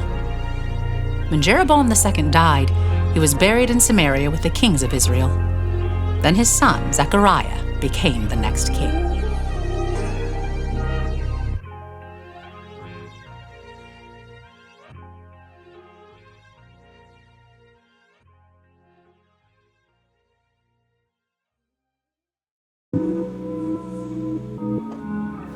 Second Kings chapter 15. Uzziah rules in Judah. Uzziah, son of Amaziah, began to rule over Judah in the 27th year of the reign of King Jeroboam II of Israel. He was 16 years old when he became king, and he reigned in Jerusalem 52 years. His mother was Jecholiah from Jerusalem. He did what was pleasing in the Lord's sight, just as his father Amaziah had done. But he did not destroy the pagan shrines, and the people still offered sacrifices and burned incense there. The Lord struck the king with leprosy, which lasted until the day he died. He lived in isolation in a separate house. The king's son Jotham was put in charge of the royal palace, and he governed the people of the land. The rest of the events in Uzziah's reign and everything he did are recorded in the book of the history of the kings of Judah. When Uzziah died, he was buried with his ancestors in the city of David, and his son Jotham became the next king. Zechariah rules in Israel. Zechariah, son of Jeroboam II, began to rule over Israel in the 38th year of King Uzziah's reign in Judah. He reigned in Samaria 6 months. Zechariah did what was evil in the Lord's sight, as his ancestors had done. He refused to turn from the sins that Jeroboam, son of Nebat, had led Israel to commit. Then Shallum, son of Jabesh, conspired against Zechariah, assassinated him in public, and became the next king. The rest of the events in Zechariah's reign are recorded in the book of the history of the kings of Israel. So the Lord's message to Jehu came true. Your descendants will be kings of Israel down to the 4th generation. Shallum rules in Israel. Shallum, son of Jabesh, began to rule over Israel in the 39th year of King Uzziah's reign in Judah. Shallum reigned in Samaria only 1 month. Then Menahem, son of Gadi, went to Samaria from Tirzah and assassinated him, and he became the next king. The rest of the events in Shallum's reign, including his conspiracy, are recorded in the book of the history of the kings of Israel. Menahem rules in Israel. At that time, Menahem destroyed the town of Tappuah and all the surrounding countryside as far as Tirzah, because its citizens refused to surrender the town. He killed the entire population and ripped open the pregnant women. Menahem, son of Gadi, began to rule over Israel in the 39th year of King Uzziah's reign in Judah. He reigned in Samaria 10 years. But Menahem did what was evil in the Lord's sight. During his entire reign, he refused to turn from the sins that Jeroboam, son of Nebat, had led Israel to commit. Then King Tiglath-Pileser of Assyria invaded the land. But Menahem paid him 37 tons of silver to gain his support in tightening his grip on royal power. Menahem extorted the money from the rich of Israel, demanding that each of them pay 50 pieces of silver to the king of Assyria. So the king of Assyria turned from attacking Israel and did not stay in the land. The rest of the events in Menahem's reign and everything he did are recorded in the book of the history of the kings of Israel. When Menahem died, his son, Pekahiah, became the next king. Pekahiah rules in Israel. Pekahiah, son of Menahem, began to rule over Israel in the 50th year of King Uzziah's reign in Judah. He reigned in Samaria 2 years. But Pekahiah did what was evil in the Lord's sight. He refused to turn from the sins that Jeroboam, son of Nebat, had led Israel to commit. Then Pekah, son of Remaliah, the commander of Pekahiah's army, conspired against him. With 50 men from Gilead, Pekah assassinated the king, along with Argob and Ariah, in the citadel of the palace at Samaria. And Pekah reigned in his place. The rest of the events in Pekahiah's reign and everything he did are recorded in the book of the history of the kings of Israel. Pekah rules in Israel. Pekah, son of Remaliah, began to rule over Israel in the 52nd year of King Uzziah's reign in Judah. He reigned in Samaria 20 years. But Pekah did what was evil in the Lord's sight. He refused to turn from the sins that Jeroboam, son of Nebat, had led Israel to commit. During Pekah's reign, King Tiglath-Pileser of Assyria attacked Israel again, and he captured the towns of Ijon, Abel-Beth-Maacah, Genoa, Kedesh, and Hazer. He also conquered the regions of Gilead, Galilee, and all of Naphtali, and he took the people to Assyria as captives. Then Hoshea, son of Elah, conspired against Pekah and assassinated him. He began to rule over Israel in the 20th year of Jotham, son of Uzziah. The rest of the events in Pekah's reign and everything he did are recorded in the book of the history of the kings of Israel. Jotham rules in Judah. Jotham, son of Uzziah, began to rule over Judah in the 2nd year of King Pekah's reign in Israel. He was 25 years old when he became king, and he reigned in Jerusalem 16 years. His mother was Jerusha, the daughter of Zadok. Jotham did what was pleasing in the Lord's sight. He did everything his father Uzziah had done. But he did not destroy the pagan shrines, and the people still offered sacrifices and burned incense there. He rebuilt the upper gate of the temple of the Lord. The rest of the events in Jotham's reign and everything he did are recorded in the book of the history of the kings of Judah. In those days, the Lord began to send King Rezin of Aram and King Pekah of Israel to attack Judah. When Jotham died, he was buried with his ancestors in the city of David, and his son Ahaz became the next king.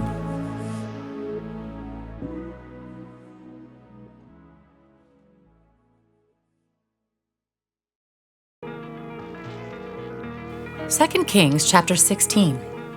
Ahaz rules in Judah. Ahaz, son of Jotham, began to rule over Judah in the 17th year of King Pekah's reign in Israel. Ahaz was 20 years old when he became king, and he reigned in Jerusalem 16 years. He did not do what was pleasing in the sight of the Lord his God, as his ancestor David had done.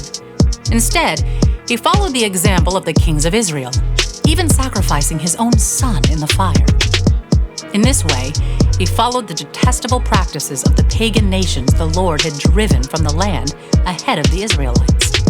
He offered sacrifices and burned incense at the pagan shrines and on the hills and under every green tree.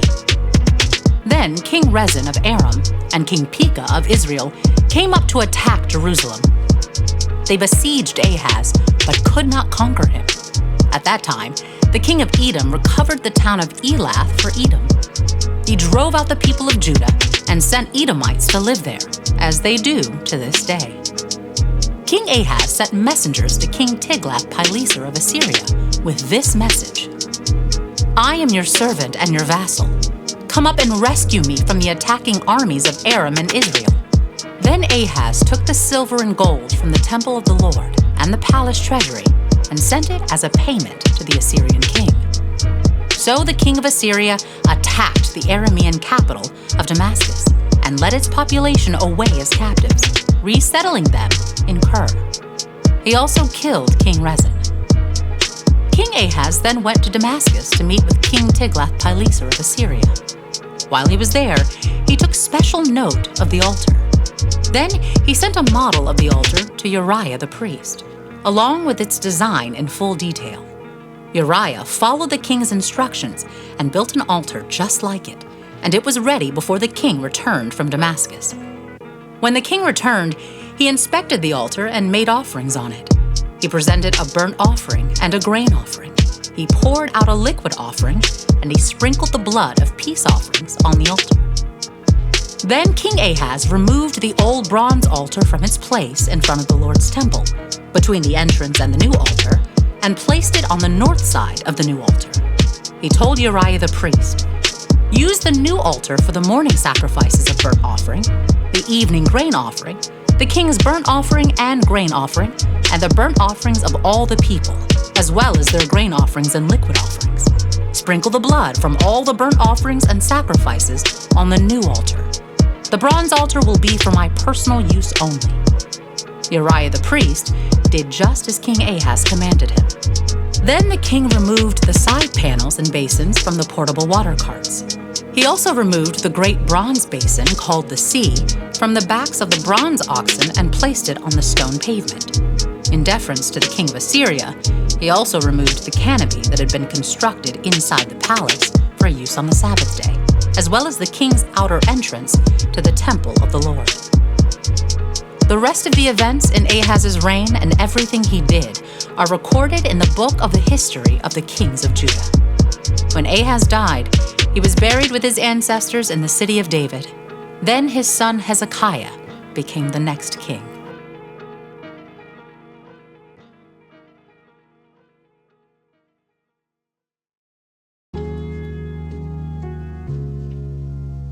Second Kings chapter 17. Hoshea rules in Israel. Hoshea, son of Elah, began to rule over Israel in the 12th year of King Ahaz's reign in Judah. He reigned in Samaria 9 years. He did what was evil in the Lord's sight, but not to the same extent as the kings of Israel who ruled before him. King Shalmaneser of Assyria attacked King Hoshea, so Hoshea was forced to pay heavy tribute to Assyria. But Hoshea stopped paying the annual tribute and conspired against the king of Assyria by asking King So of Egypt to help him shake free of Assyria's power. When the king of Assyria discovered this treachery, he seized Hoshea and put him in prison. Samaria falls to Assyria. Then the king of Assyria invaded the entire land, and for 3 years he besieged the city of Samaria. Finally, in the 9th year of King Hoshea's reign, Samaria fell, and the people of Israel were exiled to Assyria. They were settled in colonies in Hala, along the banks of the Habor River in Gozan, and in the cities of the Medes. This disaster came upon the people of Israel because they worshipped other gods. They sinned against the Lord their God, who had brought them safely out of Egypt and had rescued them from the power of Pharaoh, the king of Egypt. They had followed the practices of the pagan nations the Lord had driven from the land ahead of them, as well as the practices the kings of Israel had introduced. The people of Israel had also secretly done many things that were not pleasing to the Lord their God. They built pagan shrines for themselves in all their towns, from the smallest outpost to the largest walled city. They set up sacred pillars and Asherah poles at the top of every hill and under every green tree. They offered sacrifices on all the hilltops, just like the nations the Lord had driven from the land ahead of them. So the people of Israel had done many evil things, arousing the Lord's anger. Yes, they worshipped idols, despite the Lord's specific and repeated warnings. Again and again, the Lord had sent his prophets and seers to warn both Israel and Judah. Turn from all your evil ways. Obey my commands and decrees, the entire law that I commanded your ancestors to obey, and that I gave you through my servants the prophets. But the Israelites would not listen. They were as stubborn as their ancestors who had refused to believe in the Lord their God. They rejected his decrees and the covenant he had made with their ancestors, and they despised all his warnings. They worshipped worthless idols, so they became worthless themselves. They followed the example of the nations around them, disobeying the Lord's command not to imitate them. They rejected all the commands of the Lord their God and made 2 calves from metal. They set up an Asherah pole and worshipped Baal and all the forces of heaven. They even sacrificed their own sons and daughters in the fire. They consulted fortune tellers and practiced sorcery and sold themselves to evil, arousing the Lord's anger. Because the Lord was very angry with Israel, he swept them away from his presence. Only the tribe of Judah remained in the land. But even the people of Judah refused to obey the commands of the Lord their God, for they followed the evil practices that Israel had introduced. The Lord rejected all the descendants of Israel. He punished them by handing them over to their attackers until he had banished Israel from his presence. For when the Lord tore Israel away from the kingdom of David, they chose Jeroboam, son of Nebat, as their king. But Jeroboam drew Israel away from following the Lord and made them commit a great sin. And the people of Israel persisted in all the evil ways of Jeroboam. They did not turn from these sins until the Lord finally swept them away from his presence, just as all his prophets had warned.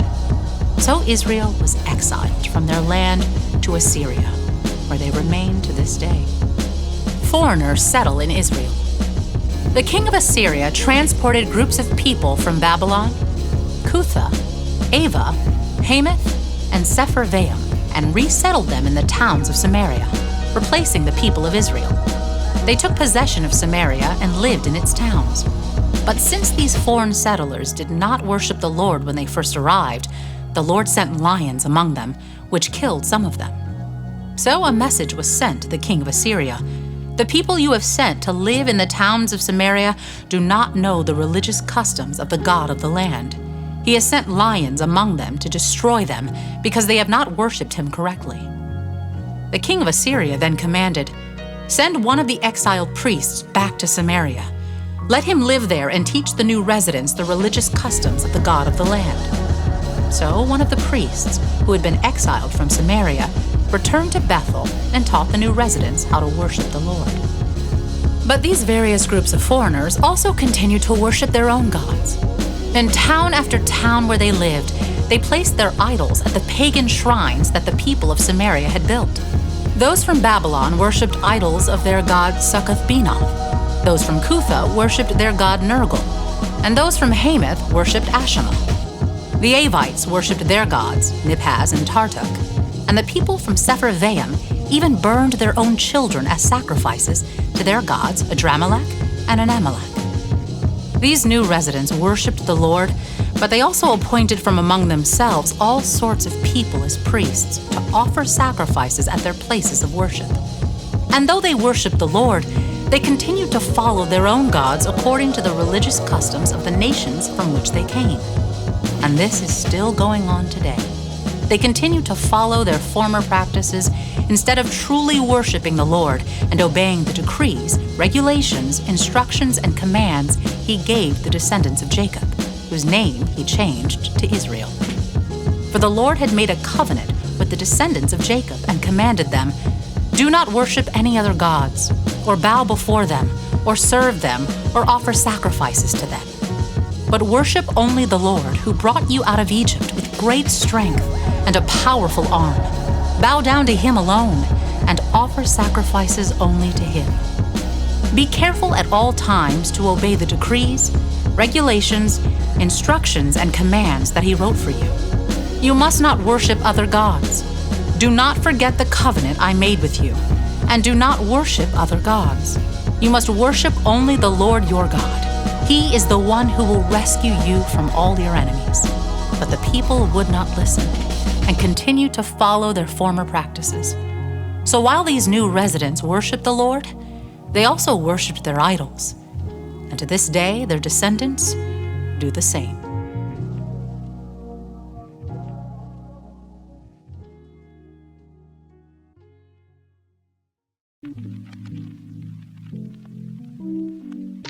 Second Kings chapter 18. Hezekiah rules in Judah. Hezekiah, son of Ahaz, began to rule over Judah in the 3rd year of King Hosea's reign in Israel. He was 25 years old when he became king, and he reigned in Jerusalem 29 years. His mother was Abijah, the daughter of Zechariah. He did what was pleasing in the Lord's sight, just as his ancestor David had done. He removed the pagan shrines, smashed the sacred pillars, and cut down the Asherah poles. He broke up the bronze serpent that Moses had made, because the people of Israel had been offering sacrifices to it. The bronze serpent was called Nehushtan. Hezekiah trusted in the Lord, the God of Israel. There was no one like him among all the kings of Judah, either before or after his time. He remained faithful to the Lord in everything, and he carefully obeyed all the commands the Lord had given Moses. So the Lord was with him, and Hezekiah was successful in everything he did. He revolted against the king of Assyria and refused to pay him tribute. He also conquered the Philistines as far distant as Gaza and its territory, from their smallest outpost to their largest walled city. During the 4th year of Hezekiah's reign, which was the 7th year of King Hosea's reign in Israel, King Shalmaneser of Assyria attacked the city of Samaria and began a siege against it. 3 years later, during the 6th year of King Hezekiah's reign and the 9th year of King Hosea's reign in Israel, Samaria fell.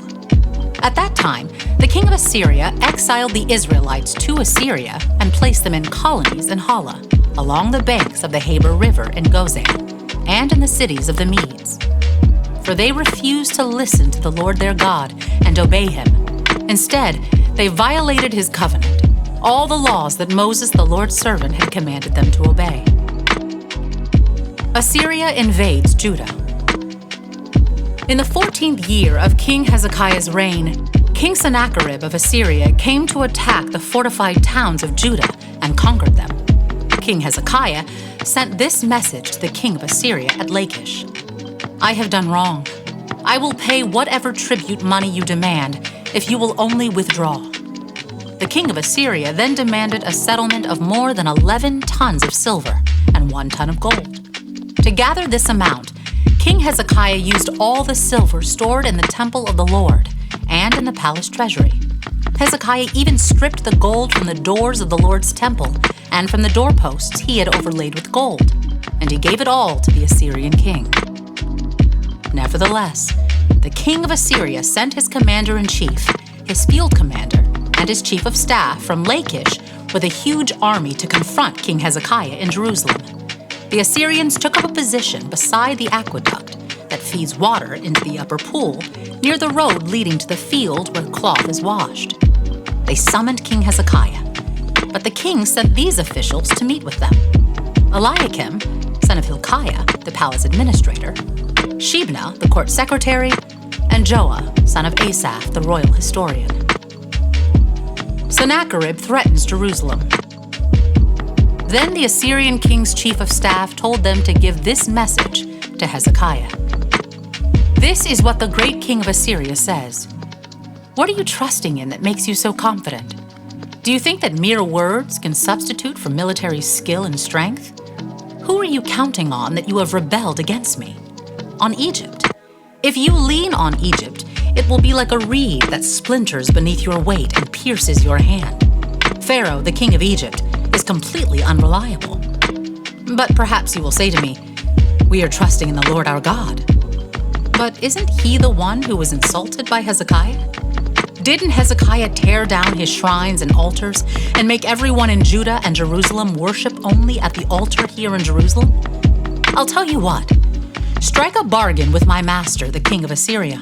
I will give you 2,000 horses if you can find that many men to ride on them.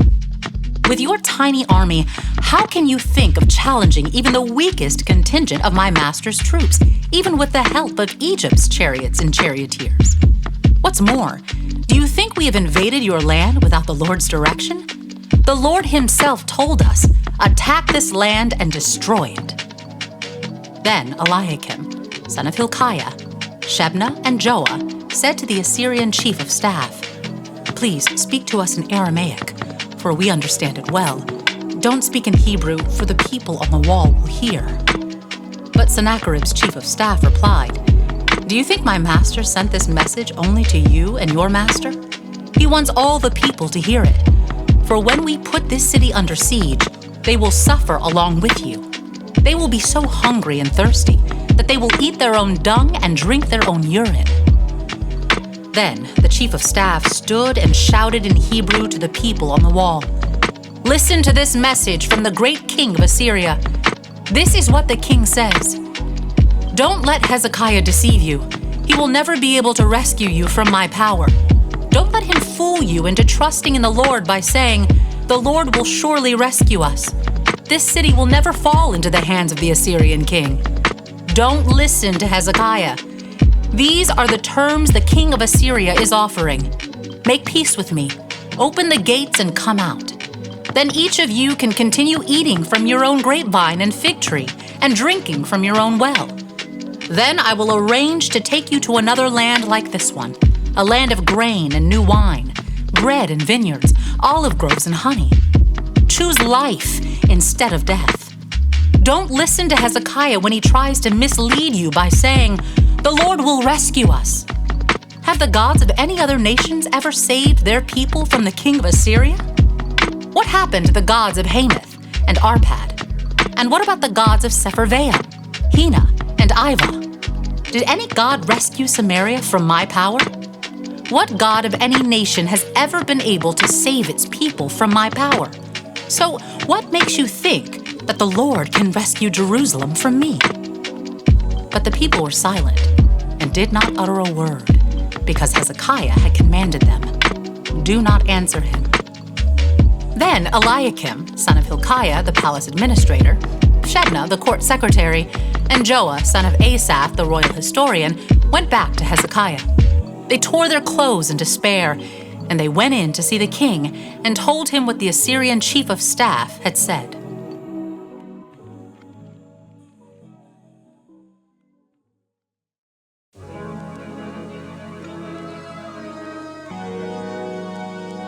Second Kings chapter 19.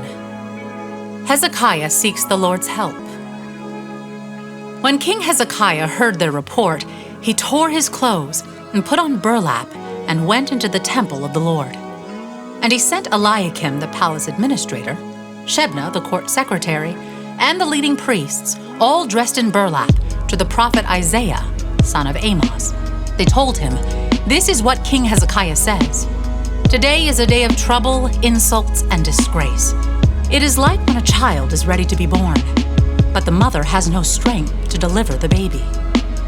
But perhaps the Lord your God has heard the Assyrian chief of staff, sent by the king to defy the living God, and will punish him for his words. Oh, pray for those of us who are left." After King Hezekiah's officials delivered the king's message to Isaiah, the prophet replied, "Say to your master, 'This is what the Lord says. Do not be disturbed by this blasphemous speech against me from the Assyrian king's messengers. Listen, I myself will move against him, and the king will receive a message that he is needed at home.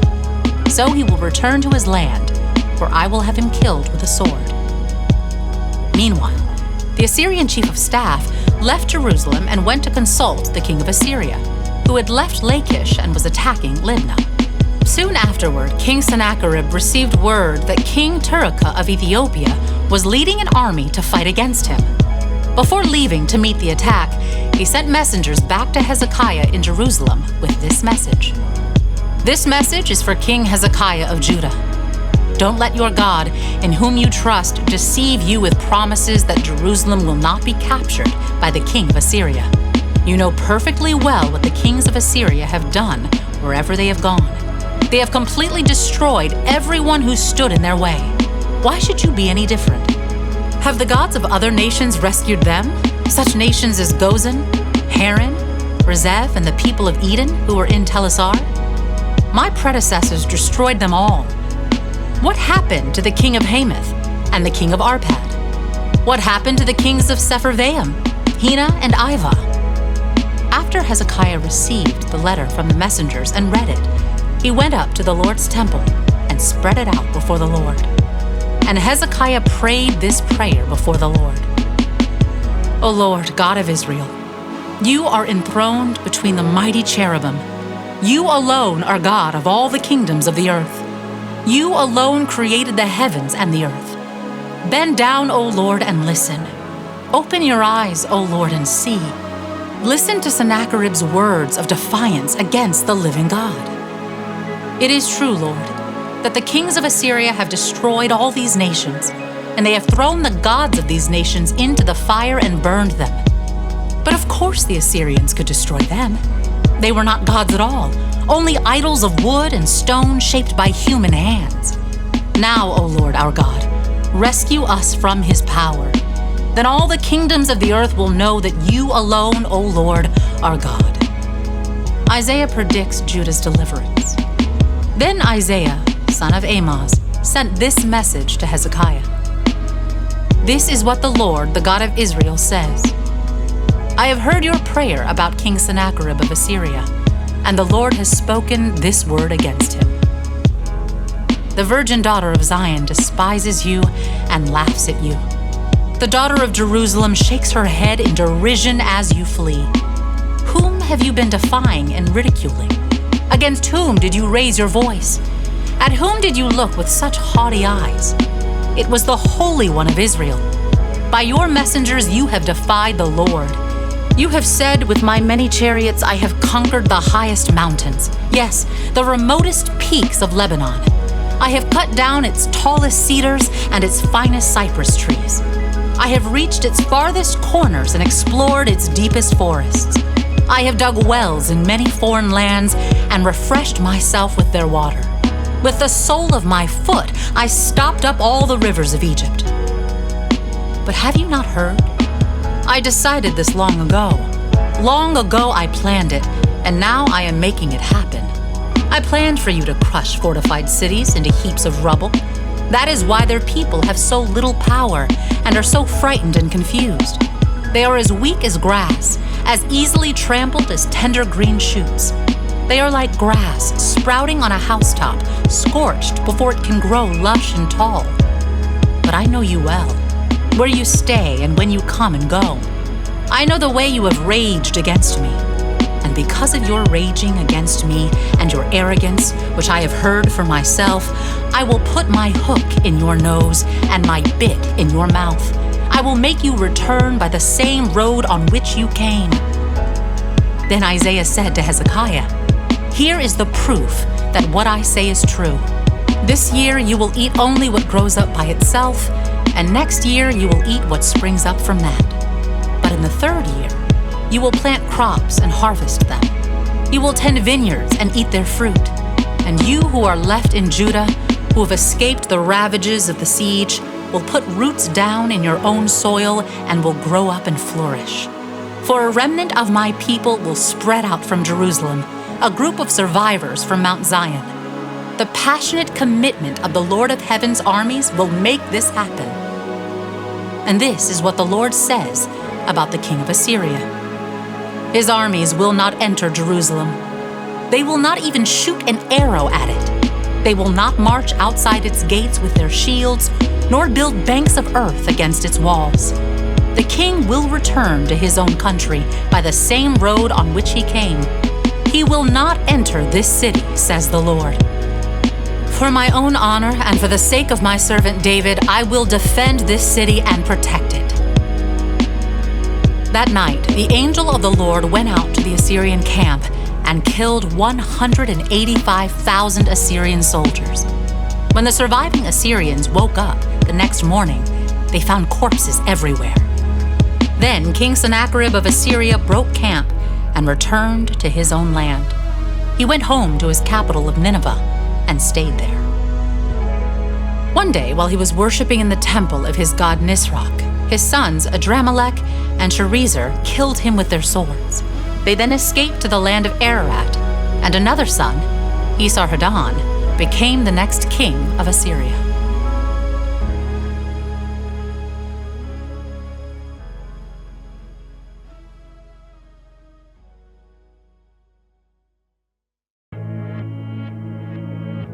Second Kings chapter 20. Hezekiah's sickness and recovery. About that time, Hezekiah became deathly ill, And the prophet Isaiah, son of Amoz, went to visit him. He gave the king this message. "This is what the Lord says. Set your affairs in order, for you are going to die. You will not recover from this illness." When Hezekiah heard this, he turned his face to the wall and prayed to the Lord.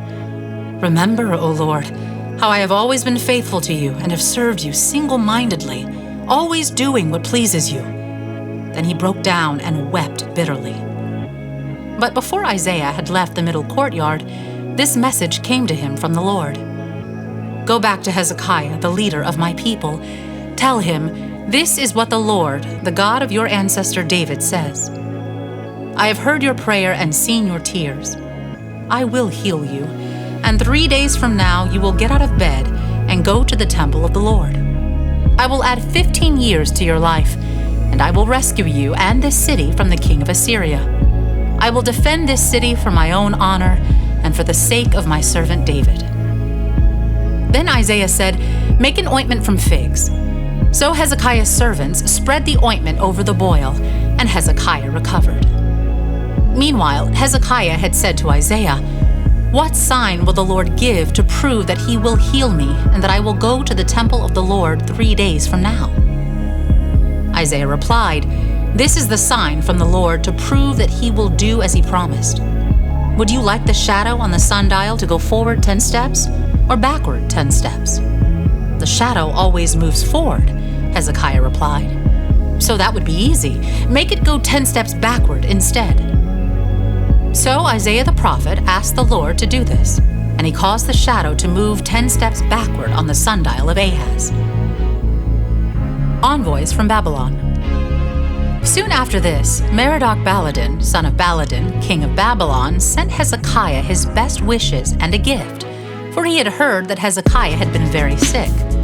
Hezekiah received the Babylonian envoys and showed them everything in his treasure houses: the silver, the gold, the spices, and the aromatic oils.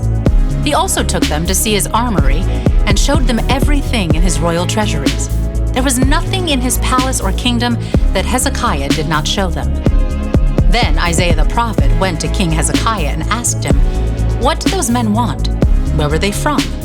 Hezekiah replied, "They came from the distant land of Babylon." "What did they see in your palace?" Isaiah asked. "They saw everything," Hezekiah replied. "I showed them everything I own, all my royal treasuries." Then Isaiah said to Hezekiah, "Listen to this message from the Lord. The time is coming when everything in your palace, all the treasures stored up by your ancestors until now, will be carried off to Babylon. Nothing will be left, says the Lord. Some of your very own sons will be taken away into exile. They will become eunuchs who will serve in the palace of Babylon's king." Then Hezekiah said to Isaiah, "This message you have given me from the Lord is good." For the king was thinking, "At least there will be peace and security during my lifetime." The rest of the events in Hezekiah's reign, including the extent of his power and how he built a pool and dug a tunnel to bring water into the city, are recorded in the book of the history of the kings of Judah. Hezekiah died, and his son Manasseh became the next king.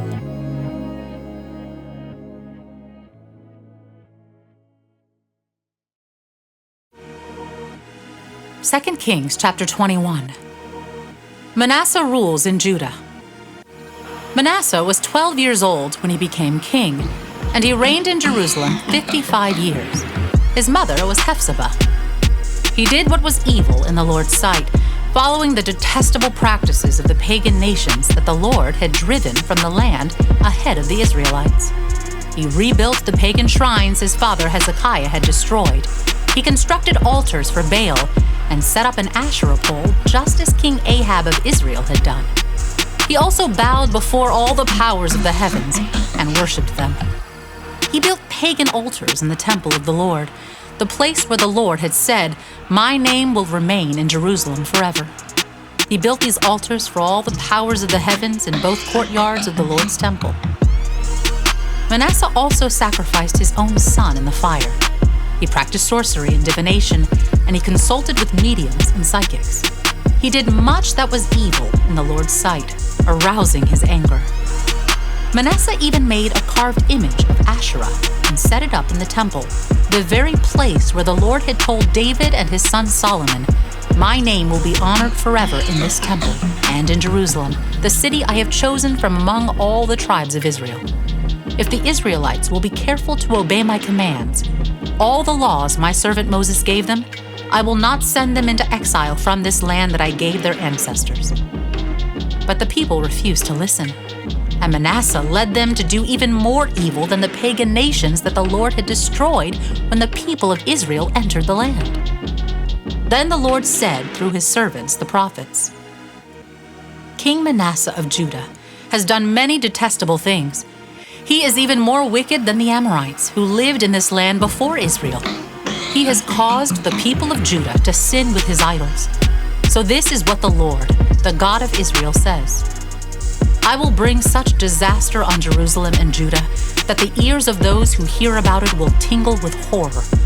I will judge Jerusalem by the same standard I used for Samaria and the same measure I used for the family of Ahab. I will wipe away the people of Jerusalem as one wipes a dish and turns it upside down.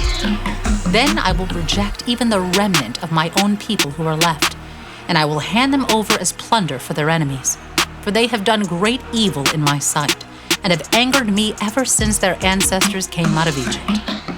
Manasseh also murdered many innocent people until Jerusalem was filled from one end to the other with innocent blood. This was in addition to the sin that he caused the people of Judah to commit, leading them to do evil in the Lord's sight. The rest of the events in Manasseh's reign and everything he did, including the sins he committed, are recorded in the book of the history of the kings of Judah. When Manasseh died, he was buried in the palace garden, the garden of Uzzah. Then his son Amon became the next king. Amon rules in Judah. Amon was 22 years old when he became king, and he reigned in Jerusalem 2 years. His mother was Meshullemeth, the daughter of Haruz from Jotbah. He did what was evil in the Lord's sight, just as his father Manasseh had done. He followed the example of his father, worshiping the same idols his father had worshipped. He abandoned the Lord, the God of his ancestors, and he refused to follow the Lord's ways. Then Amon's own officials conspired against him and assassinated him in his palace.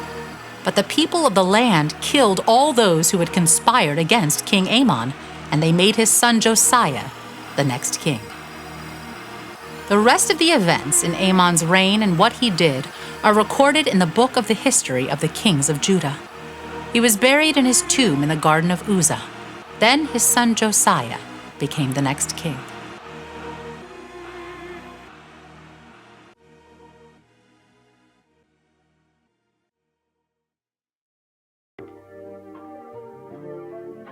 Second Kings chapter 22. Josiah rules in Judah. Josiah was 8 years old when he became king, and he reigned in Jerusalem 31 years. His mother was Jedidah, the daughter of Adaiah from Bozkath. He did what was pleasing in the Lord's sight and followed the example of his ancestor David. He did not turn away from doing what was right. In the 18th year of his reign, King Josiah sent Shaphan, son of Azaliah, and grandson of Meshullam, the court secretary, to the temple of the Lord. He told him, "Go to Hilkiah the high priest and have him count the money the gatekeepers have collected from the people at the Lord's temple. Entrust this money to the men assigned to supervise the restoration of the Lord's temple. Then they can use it to pay workers to repair the temple.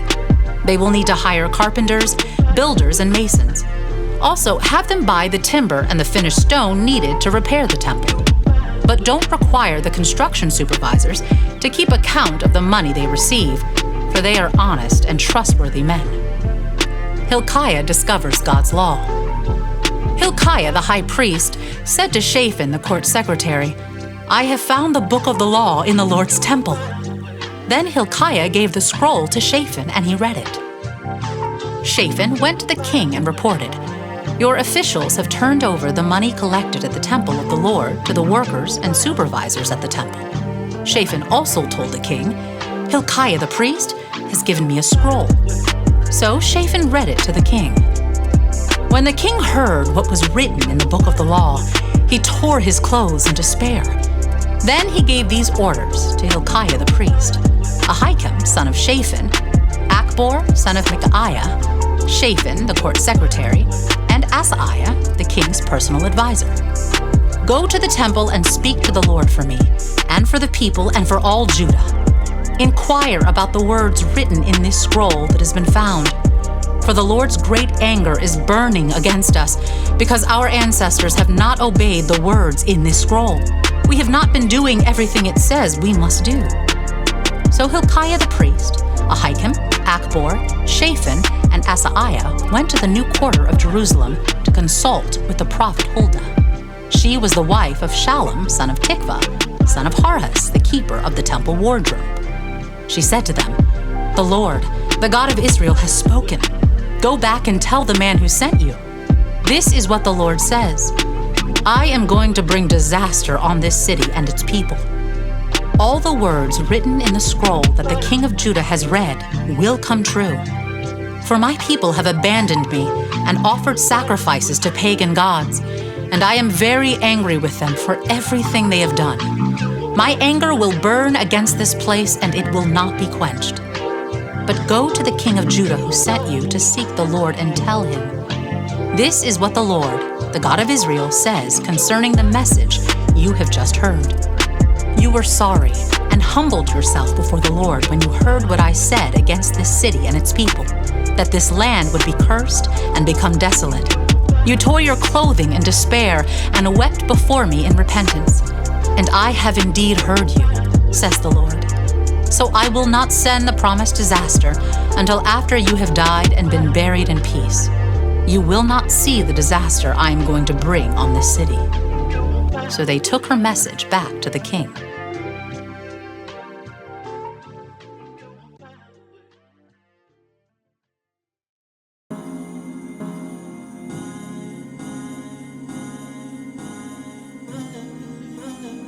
Second Kings chapter 23. Josiah's religious reforms. Then the king summoned all the elders of Judah and Jerusalem, and the king went up to the temple of the Lord with all the people of Judah and Jerusalem, along with the priests and the prophets, all the people from the least to the greatest. There, the king read to them the entire book of the covenant that had been found in the Lord's temple. The king took his place of authority beside the pillar and renewed the covenant in the Lord's presence. He pledged to obey the Lord by keeping all his commands, laws, and decrees with all his heart and soul. In this way, he confirmed all the terms of the covenant that were written in the scroll, and all the people pledged themselves to the covenant. Then the king instructed Hilkiah the high priest, and the priests of the second rank, and the temple gatekeepers, to remove from the Lord's temple all the articles that were used to worship Baal, Asherah, and all the powers of the heavens. The king had all these things burned outside Jerusalem on the terraces of the Kidron Valley, and he carried the ashes away to Bethel. He did away with the idolatrous priests who had been appointed by the previous kings of Judah, for they had offered sacrifices at the pagan shrines throughout Judah and even in the vicinity of Jerusalem. They had also offered sacrifices to Baal and to the sun, the moon, the constellations, and to all the powers of the heavens. The king removed the Asherah pole from the Lord's temple and took it outside Jerusalem to the Kidron Valley, where he burned it. Then he ground the ashes of the pole to dust and threw the dust over the graves of the people. He also tore down the living quarters of the male and female shrine prostitutes that were inside the temple of the Lord, where the women wove coverings for the Asherah pole. Josiah brought to Jerusalem all the priests who were living in other towns of Judah. He also defiled the pagan shrines where they had offered sacrifices all the way from Geba to Beersheba. He destroyed the shrines at the entrance to the gate of Joshua, the governor of Jerusalem. This gate was located to the left of the city gate as one enters the city. The priests who had served at the pagan shrines were not allowed to serve at the Lord's altar in Jerusalem, but they were allowed to eat unleavened bread with the other priests. Then the king defiled the altar of Topheth in the valley of Ben Hinnom, so no one could ever again use it to sacrifice a son or daughter in the fire as an offering to Moloch. He removed from the entrance of the Lord's temple the horse statues that the former kings of Judah had dedicated to the sun. They were near the quarters of Nathan-Melech, the eunuch, an officer of the court.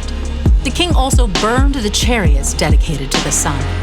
Josiah tore down the altars that the kings of Judah had built on the palace roof above the upper room of Ahaz. The king destroyed the altars that Manasseh had built in the 2 courtyards of the Lord's temple.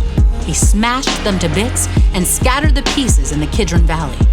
The king also desecrated the pagan shrines east of Jerusalem to the south of the Mount of Corruption, where King Solomon of Israel had built shrines for Ashtaroth, the detestable goddess of the Sidonians, and for Chemosh, the detestable god of the Moabites, and for Moloch, the vile god of the Ammonites. He smashed the sacred pillars and cut down the Asherah poles. Then he desecrated these places by scattering human bones over them. The king also tore down the altar at Bethel, the pagan shrine that Jeroboam, son of Nebat, had made when he caused Israel to sin. He burned down the shrine and ground it to dust, and he burned the Asherah pole. Then Josiah turned around and noticed several tombs in the side of the hill. He ordered that the bones be brought out, and he burned them on the altar at Bethel to desecrate it. This happened just as the Lord had promised through the man of God when Jeroboam stood beside the altar at the festival. Then Josiah turned and looked up at the tomb of the man of God who had predicted these things. "What is that monument over there?" Josiah asked. And the people of the town told him, "It is the tomb of the man of God who came from Judah and predicted the very things that you have just done to the altar at Bethel." Josiah replied, "Leave it alone. Don't disturb his bones." So they did not burn his bones or those of the old prophet from Samaria. Then Josiah demolished all the buildings at the pagan shrines in the towns of Samaria, just as he had done at Bethel. They had been built by the various kings of Israel and had made the Lord very angry. He executed the priests of the pagan shrines on their own altars, and he burned human bones on the altars to desecrate them. Finally, he returned to Jerusalem. Josiah celebrates Passover. King Josiah then issued this order to all the people. "You must celebrate the Passover to the Lord your God, as required in this book of the covenant." There had not been a Passover celebration like that since the time when the judges ruled in Israel, nor throughout all the years of the kings of Israel and Judah. But in the 18th year of King Josiah's reign, this Passover was celebrated to the Lord in Jerusalem. Josiah also got rid of the mediums and psychics, the household gods, the idols, and every other kind of detestable practice, both in Jerusalem and throughout the land of Judah. He did this in obedience to the laws written in the scroll that Hilkiah the priest had found in the Lord's temple. Never before had there been a king like Josiah, who turned to the Lord with all his heart and soul and strength, obeying all the laws of Moses. And there has never been a king like him since. Even so, the Lord was very angry with Judah because of all the wicked things Manasseh had done to provoke him. For the Lord said, "I will also banish Judah from my presence, just as I have banished Israel. And I will reject my chosen city of Jerusalem and the temple where my name was to be honored." The rest of the events in Josiah's reign and all his deeds are recorded in the book of the history of the kings of Judah. While Josiah was king, Pharaoh Necho, king of Egypt, went to the Euphrates River to help the king of Assyria. King Josiah and his army marched out to fight him, but King Necho killed him when they met at Megiddo. Josiah's officers took his body back in a chariot from Megiddo to Jerusalem and buried him in his own tomb. Then the people of the land anointed Josiah's son, Jehoahaz, and made him the next king. Jehoahaz rules in Judah. Jehoahaz was 23 years old when he became king, and he reigned in Jerusalem 3 months. His mother was Hamutal, the daughter of Jeremiah from Libnah. He did what was evil in the Lord's sight, just as his ancestors had done. Pharaoh Necho put Jehoahaz in prison at Riblah in the land of Haman to prevent him from ruling in Jerusalem. He also demanded that Judah pay 7,500 pounds of silver and 75 pounds of gold as tribute. Jehoiakim rules in Judah. Pharaoh Necho then installed Eliakim, another of Josiah's sons, to reign in place of his father, and he changed Eliakim's name to Jehoiakim. Jehoahaz was taken to Egypt as a prisoner, where he died. In order to get the silver and gold demanded as tribute by Pharaoh Necho, Jehoiakim collected a tax from the people of Judah, requiring them to pay in proportion to their wealth. Jehoiakim was 25 years old when he became king, and he reigned in Jerusalem 11 years.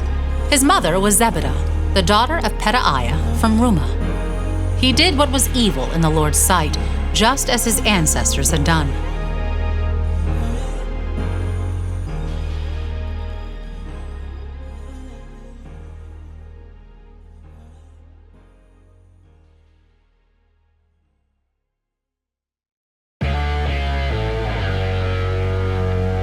Second Kings chapter 24.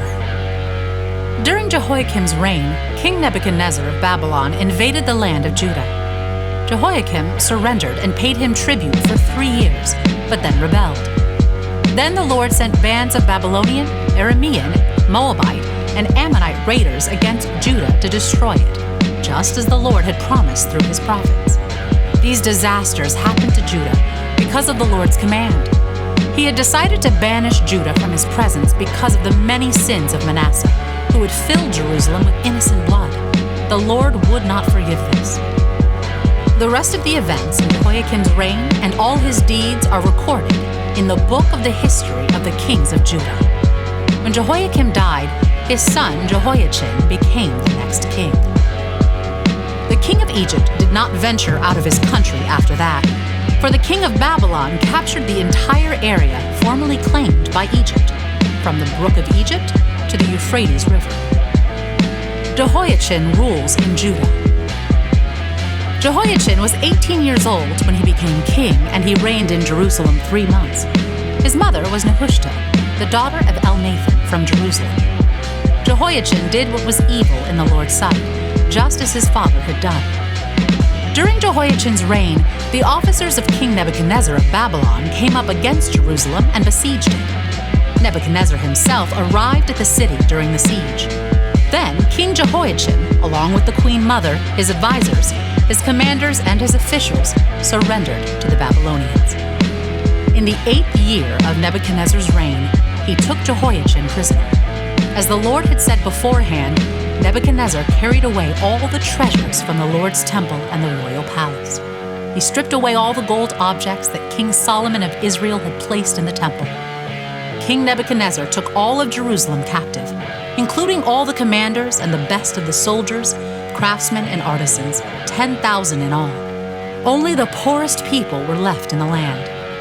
Nebuchadnezzar led King Jehoiachin away as a captive to Babylon, along with the queen mother, his wives and officials, and all Jerusalem's elite. He also exiled 7,000 of the best troops and 1,000 craftsmen and artisans, all of whom were strong and fit for war. Then the king of Babylon installed Mattaniah, Jehoiachin's uncle, as the next king, and he changed Mattaniah's name to Zedekiah. Zedekiah rules in Judah. Zedekiah was 21 years old when he became king, and he reigned in Jerusalem 11 years. His mother was Hamutal, the daughter of Jeremiah from Libnah. But Zedekiah did what was evil in the Lord's sight, just as Jehoiakim had done. These things happened because of the Lord's anger against the people of Jerusalem and Judah, until he finally banished them from his presence and sent them into exile. The fall of Jerusalem. Zedekiah rebelled against the king of Babylon.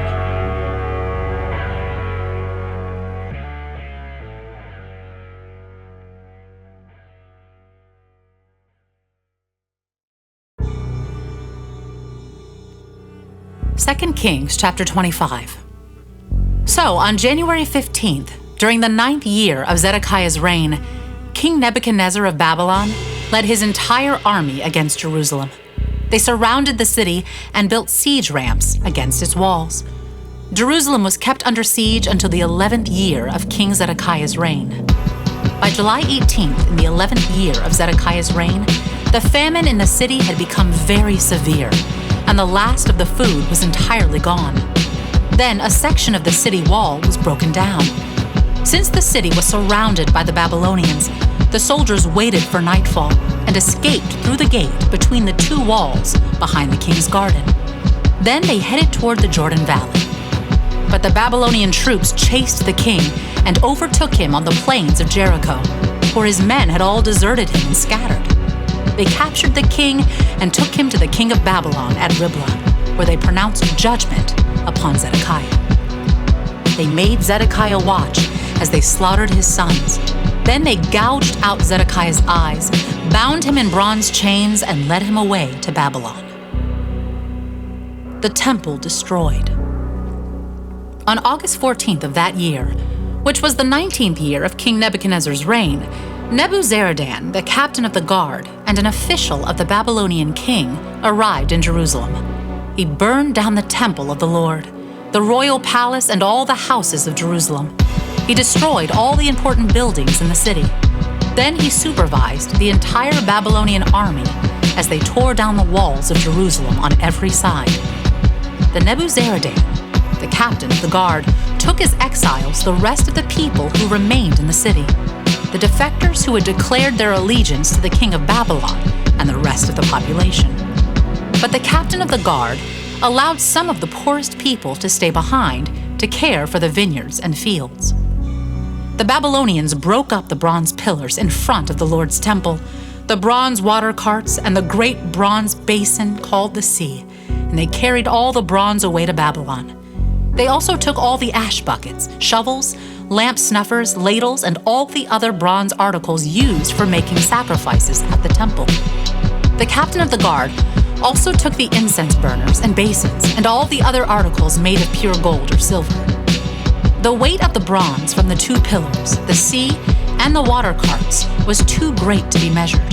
These things had been made for the Lord's temple in the days of Solomon.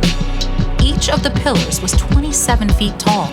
The bronze capital on top of each pillar was 7.5 feet high and was decorated with a network of bronze pomegranates all the way around. Nebuzaradan, the captain of the guard, took with him as prisoners Seraiah, the high priest, Zephaniah, the priest of the second rank, and the 3 chief gatekeepers. And from among the people still hiding in the city, he took an officer who had been in charge of the Judean army, 5 of the king's personal advisors, the army commander's chief secretary, who was in charge of recruitment, and 60 other citizens. Nebuzaradan, the captain of the guard, took them all to the king of Babylon at Riblah. And there at Riblah, in the land of Hamath, the king of Babylon had them all put to death. So the people of Judah were sent into exile from their land.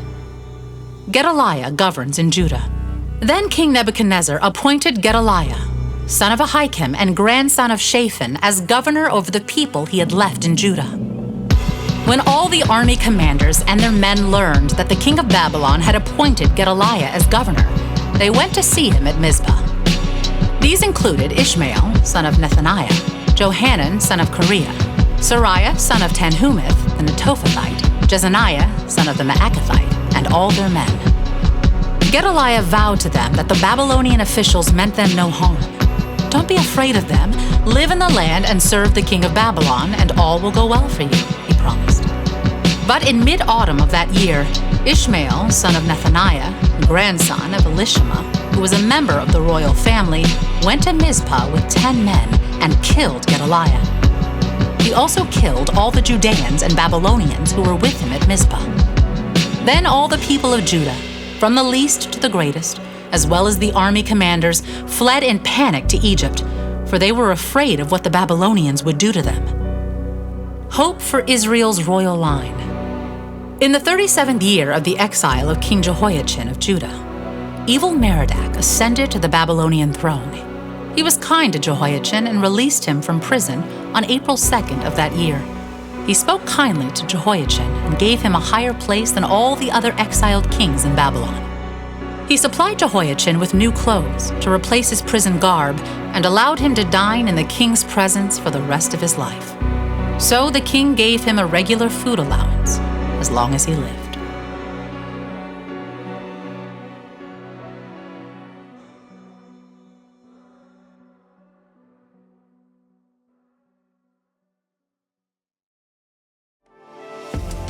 Thanks for listening to the Streetlights Audio Bible. Hope you enjoyed it. Please share it with others. We are supported by people like you. Would you please consider giving generously today to help forward the mission of Streetlights?